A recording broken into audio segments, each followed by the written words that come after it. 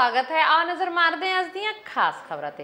राजस्थान के जलोर विखे एक school which general category के घड़े विचों एससी बच्चे ने पानी की पीता कि अध्यापक ने बुरी तरह नाल कुटमार कर दी ते बच्चे की मौत भी हो गई। इस घटना तो बाद चार पासे निंदा हो रही है। अज माछीवाड़ा विच एससी भाईचारे ने सख्त शब्दों में निखेधी करदे रोस प्रदर्शन किया। उन्होंने मांग की कि दोषी हैड मास्टर खिलाफ परचा दर्ज करके फांसी की सजा दी जाए। ये जिहड़ा कैंडल मार्च आ ये साडे एससी समाज का जिहड़ा बच्चा जिहड़ा राजस्थान विच एक जनरल कैटागरी के घड़े विचों पानी पीण दे कारण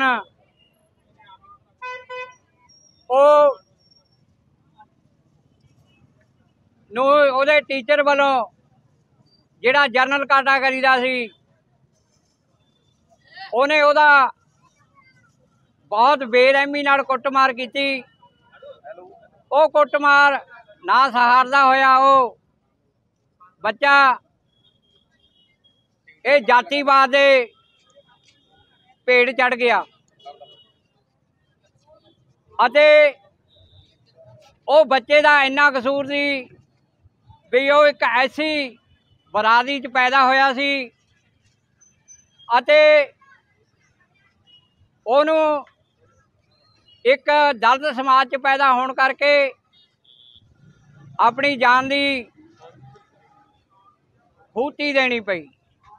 इसलिए ये हमेशा एक पासे का कहा जाता बई जात पात खत्म हो गई, दूजे पासे हजे भी जेड़े उच्च जाति के लोग आ वो दलितां नाल धक्का करते आ।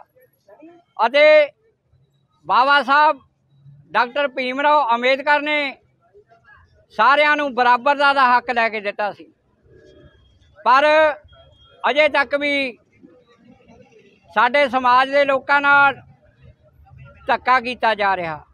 जिहड़ी राजस्थान दे विच बच्चे नूं टीचर वालों बहुत ज़्यादा कुटिया गया कि उसकी मौत हो गई। उस बच्चे का कसूर इन्ना सी क्योंकि उन्हें एससी परिवार दे विच जन्म लिया सी ते जिहड़े उहदे विच जिहड़ा उन्हें पानी पीता घड़े दे विचों उहनूं हत्थ लाउण दित्ते, वो टीचर ने बेरहमी नाल कुटिया। असीं सरकार तो यही मांग करते हैं भी जिहड़े वो टीचर ने उस बच्चे नूं इन्ना ज़्यादा कुटता कि उसकी मौत हो गई, उस टीचर नूं फांसी की सज़ा दी जाए। सब तो पहला वाहिगुरू जी का खालसा श्री वाहिगुरू जी की फतेह। जय भीम जय भारत। राजस्थान दे विच असीं देखिआ कि एक घिनौनी घटना हुई आ। एक टीचर दे वल्लों बच्चे नूं इन्नी बेरहमी नाल कुटिया गया क्योंकि उन्हें सिर्फ एक उच्च जाति के वर्ग के घड़े दे विचों पानी पी लिया सी, जद कि 20 मार्च 1927 नूं बाबा साहब भीमराव अंबेडकर ने महार तलाब दे विचों सानू इस छुआछात और जिहड़े साडे नाल वितकरा करदे सी वो पानी उस तलाब दे विचों पी के ये चीज़ां खत्म कीतियां सीगियां। पर अज भी ये चीज़ां जो कई मनुवाद समृति दे जिहड़ा नहीं सोच आ उन्हां दे विच हाले भी ये चीज़ां हाले हैगियां ने। उसे दे आधार दे उत्ते उस बच्चे नाल इन्नी कुटमार कीती आ, एक होर निंदा दे योग आ। उसनूं फांसी की सज़ा मिलनी चाहिए आ, ये असीं सारे अपील करते हैं। हलका मलोड़ तो विधायक ते कैबिनेट मंत्री डॉक्टर बलजीत कौर के निर्देशों हेठ जिला प्रशासन अते समाजिक सुरक्षा ते इस्त्री ते बाल विकास विभाग वालों एडिप योजना अधीन दिव्यांगना नूं मुफ्त सहायक उपकरण वंड कैंप का आयोजन किया गया। अज दे इस प्रोग्राम में कैबिनेट मंत्री डॉक्टर बलजीत कौर ने शिरकत की। उन्होंने बोलदियां कहा कि जिहड़े लोगों ने घोटाले किए हैं उन्होंने सज़ा जरूर मिलेगी। देखो जी अज का जिहड़ा एक कैंप है वो एक तरह नाल मेरे डिपार्टमेंट नाल रिलेटिड आ। सोशल सिक्योरिटी डिपार्टमेंट के अंडर असी जिन्ने भी साडे अंगहीन भैन भरा ने उन्होंने असी समाज की मुख्य धारा नाल जोड़न लई कोशिशां करते रहने आ। ਉਹਦੇ करके ही असी मलोट विच भी क्योंकि मेरा हल्का तो पहल की सी कि इत्थे असी उन्हां लोकां नूं जिन्हां नूं असी सानूं लगदा है कि कुछ होर असिस्टेंस दे के उन्हां नूं समाज दे विच काबिल बना सकते हैं। ਉਹਦੇ ਲਈ ਪਹਿਲਾਂ डिसेबिलिटी कैंप्स भी लगे सी ते अज असी उन्हां पेशेंट्स नूं असैस कर रहे हैं भी ਉਹ ਅਸੀਂ ਉਹਨਾਂ ਨੂੰ ਕਿਹੜੀ ਸੁਵਿਧਾ ਦੇ ਸਕਦੇ ਹਾਂ ਜਿਹਦੇ ਨਾਲ ਉਹ ਏਬਲ ਹੋ ਜਾਣ। ਅਤੇ ਮੈਨੂੰ ਲੱਗਦਾ ਕਿ ਹੁਣ ਤੱਕ 50 ਕੁ ਜਿਹੜੇ ਸਾਡੇ ਪੇਸ਼ੈਂਟਸ ਰਜਿਸਟਰ ਹੋ ਚੁੱਕੇ ਨੇ।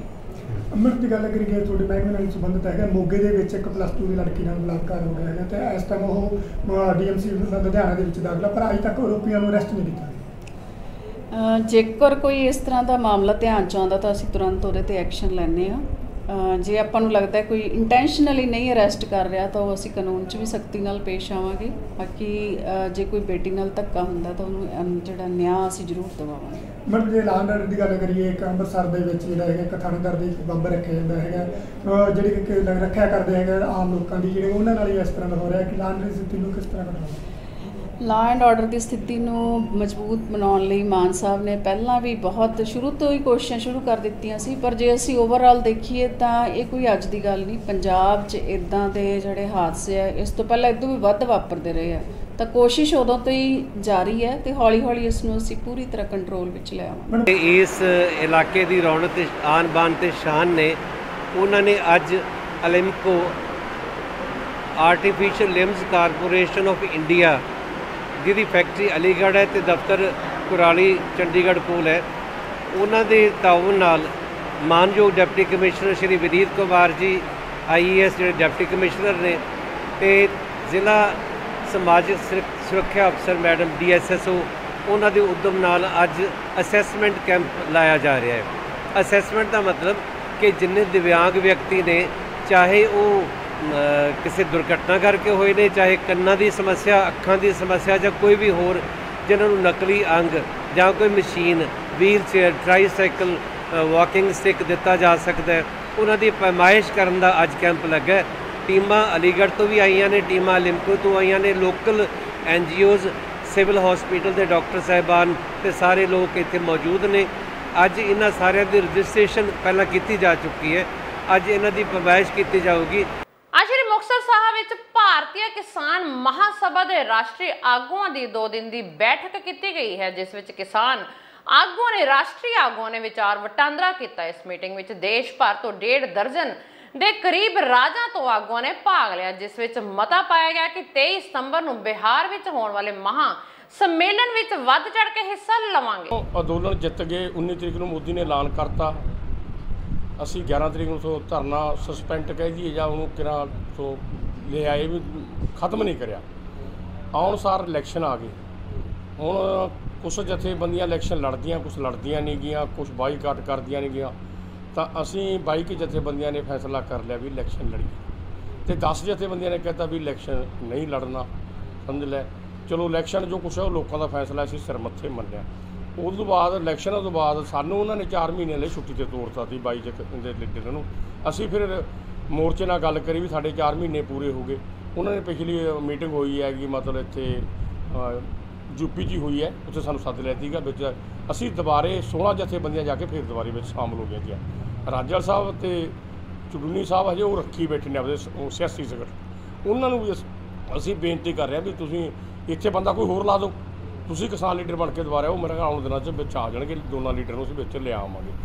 ਹੁਣ ਅਸਲ ਗੱਲ ਕੀ ਦੇਖਣੀ ਹੈ, ਜਿਹੜੀਆਂ ਅਸੀਂ ਪੰਜਾਬ ਦੀਆਂ 32 ਜਥੇਬੰਦੀਆਂ ਤੀਆਂ, ਉਹ ਜੇ ਅਸੀਂ ਇਹ ਕਹਿ ਦਈਏ 32 ਚੋਂ ਸਾਡੇ ਨਾਲ 6 ਤਾਂ ਰਾਜਿਆਂ ਨਾਲ ਰਹਿ ਗਈਆਂ, ਉਹ ਸਿਆਸੀ ਤੌਰ 'ਤੇ ਉੱਧਰ ਰਹਿ ਗਈਆਂ। 2 ਜਥੇਬੰਦੀਆਂ ਡੱਲਿਆਂ ਰਹਿ ਗਈਆਂ, ਖੁਦ ਡੱਲੇਵਾਲ, ਇੱਕ ਬਲਦੇਵ ਸਰਸਾ। ਦੂਜੀਆਂ ਮੁੜ ਕੇ ਜਥੇਬੰਦੀਆਂ ਸਾਰੀਆਂ ਸਾਡੇ ਕੰਨੀ ਆ ਗਈਆਂ। ਅਸੀਂ 31 ਜਥੇਬੰਦੀਆਂ ਦੁਬਾਰੇ ਹੋ ਗਏ। ਸਾਂਝੀ ਲੜਾਈ 31 ਦੀ 31 ਨੇ ਉੱਥੇ ਬੰਦੇ ਤੋਰੇ ਨੇ, 31 ਅਸੀਂ ਇੱਧਰ ਜਾਵਾਂਗੇ ਫਗਵਾੜੇ ਕੰਨੀ। ਇਹ ਤਰੀਕੇ ਨਾਲ ਹੋ ਜੂਗੀ ਏਕਤਾ ਮਤਲਬ ਸਰਕਾਰਾਂ ਕਰਾ ਦੇਣੀਆਂ, ਅਫਸਰਸ਼ਾਹੀ ਕਰਾ ਦੀ ਲੋੜ ਬਣਦੀ ਹੈ। ਲੜਨਾ ਕੋਈ ਸ਼ੌਂਕ ਨਹੀਂ, ਲੜਨਾ ਇੱਕ ਲੋੜ ਹੈ। ਲੜਨ ਤੋਂ ਭੱਜਣਾ ਸਮਝ ਦੀ ਥੋੜ ਹੈ। ਸਮਝ ਗੱਲ ਸਮਝ ਨਹੀਂ ਹੈਗੀ। ਸ਼੍ਰੀ ਮੁਕਤਸਰ ਸਾਹਿਬ ਵਿਖੇ ਮੋਬਾਈਲ ਰਿਪੇਅਰ ਅਤੇ ਅਸੈਸਰੀ ਦੀ ਦੁਕਾਨ ਨੂੰ ਅੱਗ ਲੱਗਣ ਕਾਰਨ ਲੱਖਾਂ ਰੁਪਏ ਦਾ ਨੁਕਸਾਨ ਹੋ ਗਿਆ ਤੇ ਅੱਗ ਲੱਗਣ ਦਾ ਕਾਰਨ ਮੋਬਾਈਲ ਬੈਟਰੀ ਫਟਣ ਜਾਣਾ ਦੱਸਿਆ ਜਾ ਰਿਹਾ। ਹਾਦਸਾ ਰਾਤ 9 ਵਜੇ ਦਾ ਹੈ, ਜਦੋਂ ਦੁਕਾਨ ਵਿੱਚੋਂ ਧੂੰਆਂ ਨਿਕਲ ਰਿਹਾ ਸੀ ਤੇ ਦੇਖਦੇ ਅੱਗ ਫੈਲ ਗਈ ਤੇ 8 ਤੋਂ 9 ਲੱਖ ਰੁਪਏ ਦਾ ਨੁਕਸਾਨ ਹੋ ਗਿਆ। ਕੀ ਨਾਮ ਹੈ ਜੀ ਤੁਹਾਡਾ? ਮੇਰਾ ਨਾਮ ਸੰਦੀਪ ਕੁਮਾਰ ਹੈ। ਘਾਹ ਮੰਡੀ ਚੌਂਕ ਡਾਕਟਰ ਨੀਅਰ ਬਲੇਰਾ ਹਸਪੀਟਲ ਦੇ ਸਾਹਮਣੇ ਦੁਕਾਨ ਹੈ। ਕੀ ਨਾਮ ਹੈ ਦੁਕਾਨ ਦੀ? ਸੰਦੀਪ ਢਾਲੀ। ਦੁਕਾਨ ਕਾਹਦੀ ਸੀ ਤੇ ਅੱਗ ਕਿਸ ਤਰ੍ਹਾਂ ਲੱਗੀ? ਦੁਕਾਨ ਮੋਬਾਈਲ ਅਸੈਸਰੀ ਦੀ ਆ ਤੇ ਰਾਤੀ 9:10 ਤੇ ਅਸੀਂ ਦੁਕਾਨ ਵਧਾਈ ਆ। 10:20 ਤੇ ਫੋਨ ਆਇਆ ਤੇ ਕਹਿੰਦੇ ਧੂੰਆਂ ਨਿਕਲ ਰਿਹਾ। आके शटर चक्या तो सारी दुकान जल चुकी थी। कुछ नहीं बचा, अग ते काबू पाया, बहुत नहीं पै चुकिया काबू। ते बंदे बहुत इकट्ठे किए, पानी पूनी बुझाई, नहीं बुझी। फायर ब्रिगेड पहुंची मौके फिर फायर ब्रिगेड पहुंच गई थी, पर थोड़ा जिहा फोन लेट होया क्योंकि बंदे घबराहट बहुत ज़्यादा हो गई थी, सेका बहुत सी। कुछ पहुंच गए सी। कितना को नुकसान होया जी? नुकसान जी 2 ਤੋਂ 2.5 ਲੱਖ ਦਾ ਫਰਨੀਚਰ ਹੈ, 5.5 ਲੱਖ ਦਾ ਸਮਾਨ ਜਿਹੜਾ ਅਸੀਂ ਐਸਟੀਮੇਟ ਲਾ ਰਹੇ ਹਾਂ। ਸਾਨੂੰ ਸਮਝ ਨਹੀਂ ਆਉਂਦੀ ਸਾਡਾ ਕੋਈ। ਨਸ਼ਿਆਂ ਨੂੰ ਨਕੇਲ ਕੱਸਣ ਲਈ ਐਸਐਸਪੀ ਗੁਰਦਾਸਪੁਰ ਦੇ ਦਿਸ਼ਾ ਨਿਰਦੇਸ਼ਾਂ ਤੇ ਪੰਜਾਬ ਪੁਲਿਸ ਦੀ ਵਿਸ਼ੇਸ਼ ਟੀਮ ਨੇ ਗੁਰਦਾਸਪੁਰ ਬੱਬਰੀ ਬਾਈਪਾਸ ਤੇ ਵਿਸ਼ੇਸ਼ ਚੈਕਿੰਗ ਦੌਰਾਨ ਨਜਾਇਜ਼ ਸ਼ਰਾਬ ਦੀਆਂ ਪੇਟੀਆਂ ਬਰਾਮਦ ਕੀਤੀਆਂ ਹਨ, ਜਿਸ ਵਿੱਚ 45 ਪੇਟੀਆਂ ਰਾਇਲ ਸਟੈਗ ਤੇ ਹੋਰ ਬ੍ਰਾਂਡ ਦੀਆਂ ਸ਼ਰਾਬ ਬਰਾਮਦ ਕੀਤੀ ਗਈ ਤੇ ਇਸ ਮਾਮਲੇ ਵਿੱਚ ਪੁਲਿਸ ਨੇ ਦੱਸਿਆ ਕਿ ਕੁੱਲ 840 ਬੋਤਲਾਂ ਬਰਾਮਦ ਕੀਤੀਆਂ ਗਈਆਂ ਹਨ ਤੇ ਇਸ ਮਾਮਲੇ ਵਿੱਚ ਪਠਾਨਕੋਟ ਦੇ ਰਹਿਣ ਵਾਲੇ 2 ਲੋਕਾਂ ਦੇ ਖਿਲਾਫ ਮਾਮਲਾ ਦਰਜ ਕੀਤਾ ਗਿਆ ਹੈ। ਇਹਦੇ ਖਿਲਾਫ ਛੇੜੀ ਗਈ ਪੁਲਿਸ ਵੱਲੋਂ ਅੱਜ ਇੱਕ ਬੜੀ ਵੱਡੀ ਕਾਮਯਾਬੀ ਕੀਤੀ ਹੈ। ਸਦਰ ਪੁਲਿਸ ਨੇ ਜਿਹੜੀ ਆ ਭਾਰੀ ਮਾਤਰਾ ਦੇ ਵਿੱਚ ਸ਼ਰਾਬ ਜਿਹੜੀ ਫੜੀ ਆ, ਉਹਦੇ ਬਾਰੇ ਕੀ ਕਹਿਣਾ ਹੈ? ਹਾਂਜੀ, ਇਹ ਸਾਡਾ ਐਸਐਸਪੀ ਸਾਹਿਬ ਦੇ ਬਹੁਤ ਹੀ ਸਖਤ ਨਿਰਦੇਸ਼ ਨੇ ਕਿ ਕੋਈ ਨਸ਼ਾ ਨਹੀਂ ਵਿਕੇਗਾ ਤੇ ਇਹਨਾਂ ਦੇ ਸੰਬੰਧ ਦੇ ਵਿੱਚ ਇਹਨਾਂ ਨੂੰ day to day regular SHOs ਨੂੰ ਇਹ ਹਦਾਇਤਾਂ ਦਿੱਤੀਆਂ ਜਾਂਦੀਆਂ ਕਿ ਕੋਈ ਵੀ ਸਟਰੀਟ ਤੇ ਜਾਂ ਜਿੱਥੇ ਵੀ ਕੋਈ ਹੈਗਾ ਕੋਈ ਛੋਟਾ ਮੋਟਾ ਨਸ਼ਾ ਵੀ ਨਹੀਂ ਵਿਕਣਾ ਚਾਹੀਦਾ। ਉਹਦੇ ਸੰਬੰਧ ਦੇ ਵਿੱਚ ਆਪਾਂ ਡੇਲੀ ਸਰਚ ਆਪਰੇਸ਼ਨਸ ਕਰਾਉਂਦੇ ਹਾਂ ਤੇ ਜਿਹਦੇ ਮੱਦੇਨਜ਼ਰ ਅੱਜ ਜਿਹੜੀ ਆ ਰਿਕਵਰੀ ਹੋਈ ਹੈ, ਇਹ ਹੋਰ ਵੀ ਅੱਗੇ ਚੱਲਦਾ ਹੈ। ਅੱਜ ਫਰੀਦਕੋਟ ਵਿੱਚ ਰਿਸ਼ਤੇ ਤਾਰ-ਤਾਰ ਹੋ ਗਏ ਜਦੋਂ ਪਤੀ ਨੇ ਆਪਣੀ ਪਤਨੀ ਦਾ ਬੇਰਹਿਮੀ ਨਾਲ ਕਤਲ ਕਰ ਦਿੱਤਾ ਤੇ ਕਤਲ ਦੀ ਵਜ੍ਹਾ ਬਣੀ ਘਰੇਲੂ ਕਲੇਸ਼। ਸੂਤਰਾਂ ਮੁਤਾਬਕ ਕਤਲ ਕਰਨ ਵਾਲਾ ਨਸ਼ਾ ਕਰਦਾ ਸੀ। ਡੀਐਸਪੀ ਮੁਤਾਬਕ ਮਰਨ ਵਾਲੀ ਆਪਣੇ ਪਿੱਛੇ 8 ਬੱਚੇ ਛੱਡ ਗਈ। ਪਰਿਵਾਰ ਨੇ ਦੱਸਿਆ ਕਿ ਪਤੀ ਨੇ ਆਪਣੀ ਪਤਨੀ ਤੇ ਕਹੀ ਨਾਲ ਵਾਰ ਕੀਤੇ ਤੇ ਉਸ ਦੀ ਦਰਦਨਾਕ ਮੌਤ ਹੋ ਗਈ। ਬਹਰਾਲ ਪੁਲਿਸ ਤੋਂ ਸਖਤ ਕਾਰਵਾਈ ਦੀ ਮੰਗ ਕੀਤੀ ਜਾ ਰਹੀ ਹੈ। 3 ਵਾਰੀ ਪਹਿਲਾਂ ਵੀ ਨੇ ਕੁੱਟਿਆ ਕਟਾਇਆ, ਬਹੁਤ ਕੁਝ ਕਰਦਾ ਰਿਹਾ ਜੀ। 7 ਦੇ ਬੱਚੇ ਹੈ ਜੀ, ਗੁੜੀਆਂ 7, ਇੱਕ ਮੁੰਡਾ ਹੈ ਜੀ। ਇਹਨਾਂ ਨੂੰ ਬਹੁਤ ਕੁਝ ਕਰਦਾ ਹੈ। ਅਸੀਂ ਫਿਰ ਵੀ ਇਸ ਬੰਦੇ ਨੂੰ ਬਹੁਤ ਸਮਝਾਇਆ, ਬਹੁਤ ਹੱਥਾਂ ਦਿੰਦੇ ਰਹੇ ਜੀ, ਬਹੁਤ ਜ਼ਿਆਦਾ। ਫਿਰ ਵੀ ਨਾ ਰਾਤੀ ਜੀ ਵਾਲ ਧੋਣ ਲੱਗੀ, ਸਿਰ ਧੋਣ ਲੱਗੀ, ਸ਼ੈਂਪੂ ਲਾ ਕੇ ਨਹੀਂ, ਜਦੋਂ ਪਿੱਛੋਂ ਇਹਨਾਂ ਕਹੀ ਚੱਕੀ, ਕਈ ਨਾਲ ਜਦੋਂ ਪਿੱਛੇ ਵਾਰ ਕੀਤਾ ਜੀ, ਫਿਰ ਐਂ ਡਿੱਗੀ, ਫਿਰ ਇਹਨੇ ਐਂ ਕਹੀ ਫਿਰ ਮਾਰੀ। 7 ਤੋਂ 8 ਵਾਰ ਕੀਤੇ ਆ ਬੰਦੇ। ਪੁਲਿਸ ਸਟੇਸ਼ਨ ਸਾਦਕ ਚਕਬੁੱਟਰ ਪਿੰਡ ਪੈਂਦਾ, ਉੱਥੇ ਮੀਆਂ ਬੀਬੀ ਦਾ ਆਪਸ 'ਚ ਝਗੜਾ ਸੀ ਤੇ ਜਿਸ ਦੇ ਚੱਲਦੇ ਮੀਆਂ ਨੇ ਆਪਣੀ ਬੀਬੀ ਦੇ ਸਿਰ 'ਚ ਕਹੀ ਮਾਰੀ ਹੈ ਤੇ ਉਹਦੀ ਵਾਈਫ ਹੈ ਜਿਹੜੀ, ਉਹਦੀ ਡੈਥ ਹੋ ਗਈ ਸੀ, ਜਿਸ ਦੇ ਚੱਲਦੇ ਅਸੀਂ ਇਹ ਪਰਚਾ ਇੱਕ ਪੁਲਿਸ ਸਟੇਸ਼ਨ ਸਾਦਕ 'ਚ ਅੰਡਰ ਸੈਕਸ਼ਨ 302 ਉਹਦੇ ਘਰ ਦੇ ਖਿਲਾਫ ਦਰਜ ਕੀਤਾ ਜੀ। ਪਰ ਵਜ੍ਹਾ ਕੀ ਮੰਨੀ ਜਾ ਸਕਦੀ? ਮੀਆਂ ਬੀਬੀ ਦਾ ਕਾਟੋ ਕਲੇਸ਼ ਹੈ ਜੀ, ਜਿਹੜਾ ਰੈਗੂਲਰ ਉਹੀ ਹੈ।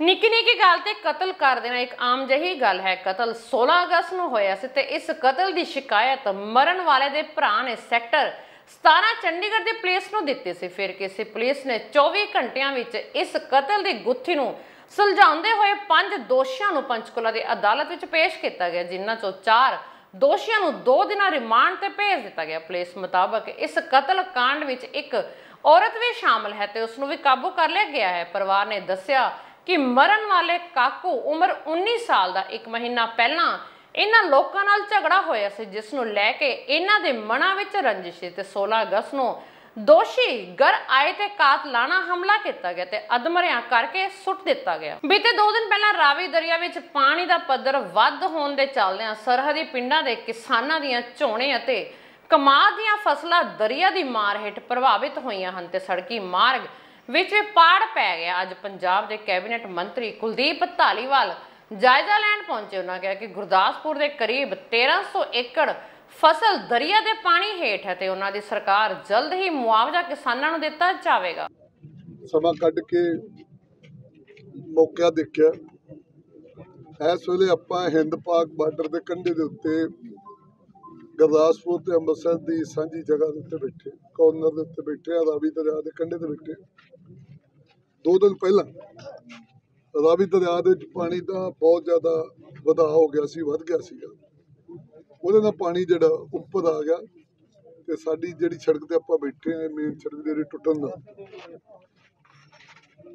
ਗੁਰਦਾਸਪੁਰ ਵਾਲੇ ਪਾਸੇ ਕਰੀਬ ਆਪਣਾ 800 ਏਕੜ ਦੇ ਕਰੀਬ ਫਸਲ ਜਿਹੜੀ ਜਿਹਦਾ ਨੁਕਸਾਨ ਹੋਇਆ, ਪਰ ਅੰਮ੍ਰਿਤਸਰ ਵਾਲੇ ਪਾਸੇ ਪੋਨੇਵਾਲ ਪਿੰਡ ਜਿਹੜਾ ਅੰਮ੍ਰਿਤਸਰ ਦੇ ਵਿੱਚ ਅੰਮ੍ਰਿਤਸਰ ਵਾਲੇ ਪਾਸੇ ਕਰੀਬ 500 ਏਕੜ ਜ਼ਮੀਨ ਜਿਹੜੀ ਉਹ ਖਰਾਬ ਹੋਈ ਹੈ। ਅੱਜ ਅਸੀਂ ਸਾਡੇ ਡੀਸੀ ਸਾਹਿਬ ਗੁਰਦਾਸਪੁਰ ਤੋਂ, ਸਾਡੇ ADC ਸਾਹਿਬ, SDM ਸਾਹਿਬ, ਐਕਸੀਅਨ ਸਾਹਿਬ, ਸਾਡੇ ਸਾਰੇ ਅਫਸਰ ਜਿਹੜੇ ਹੈ ਉਹ ਮੇਰੇ ਨਾਲ ਆਏ ਔਰ ਅਸੀਂ ਇਹ ਦੇਖ ਰਹੇ ਹਾਂ ਕਿ ਇਹਦਾ ਕੀ ਹੱਲ ਕੀਤਾ ਜਾਵੇ, ਕਿਉਂਕਿ ਹਰ ਵਾਰ ਇੱਥੇ ਪਾਣੀ ਆ ਜਾਂਦਾ ਔਰ ਅਸੀਂ ਇਹਦਾ ਪਰਮਾਨੈਂਟ ਇਲਾਜ ਜਿਹੜਾ ਉਹ ਕਰਨਾ ਚਾਹੁੰਦੇ ਹਾਂ ਕਿ ਪਰਮਾਨੈਂਟਲੀ ਕਿੱਦਾਂ ਪਿੱਛੇ ਬੰਨ ਕੇ, ਕਿਉਂਕਿ ਕਾਫੀ ਪੁਰਾਣੀ ਸਮੱਸਿਆ, ਲਗਭਗ ਜਦੋਂ ਪਾਣੀ ਵੱਧਦਾ ਉਦੋਂ ਹੀ ਇਹ ਟੁੱਟ ਜਾਂਦਾ ਤੇ ਇੱਧਰ ਦੋਵੇਂ ਪਾਸੇ ਤੇ ਨੁਕਸਾਨ ਹੋ ਜਾਂਦਾ। ਸੋ ਇੱਕ ਤੇ ਮੈਂ ਕਿਸਾਨ ਭਰਾਵਾਂ ਨੂੰ ਕਹਿਣਾ ਹੈ ਕਿ ਸਰਕਾਰ ਉਹਨਾਂ ਦੇ ਨਾਲ ਹੈ, ਜਿੰਨਾ ਉਹਨਾਂ ਦਾ ਨੁਕਸਾਨ ਹੋਇਆ ਹੋਊਗਾ ਅਸੀਂ ਉਹ ਕੈਲਕੂਲੇਟ ਕਰਾਂਗੇ।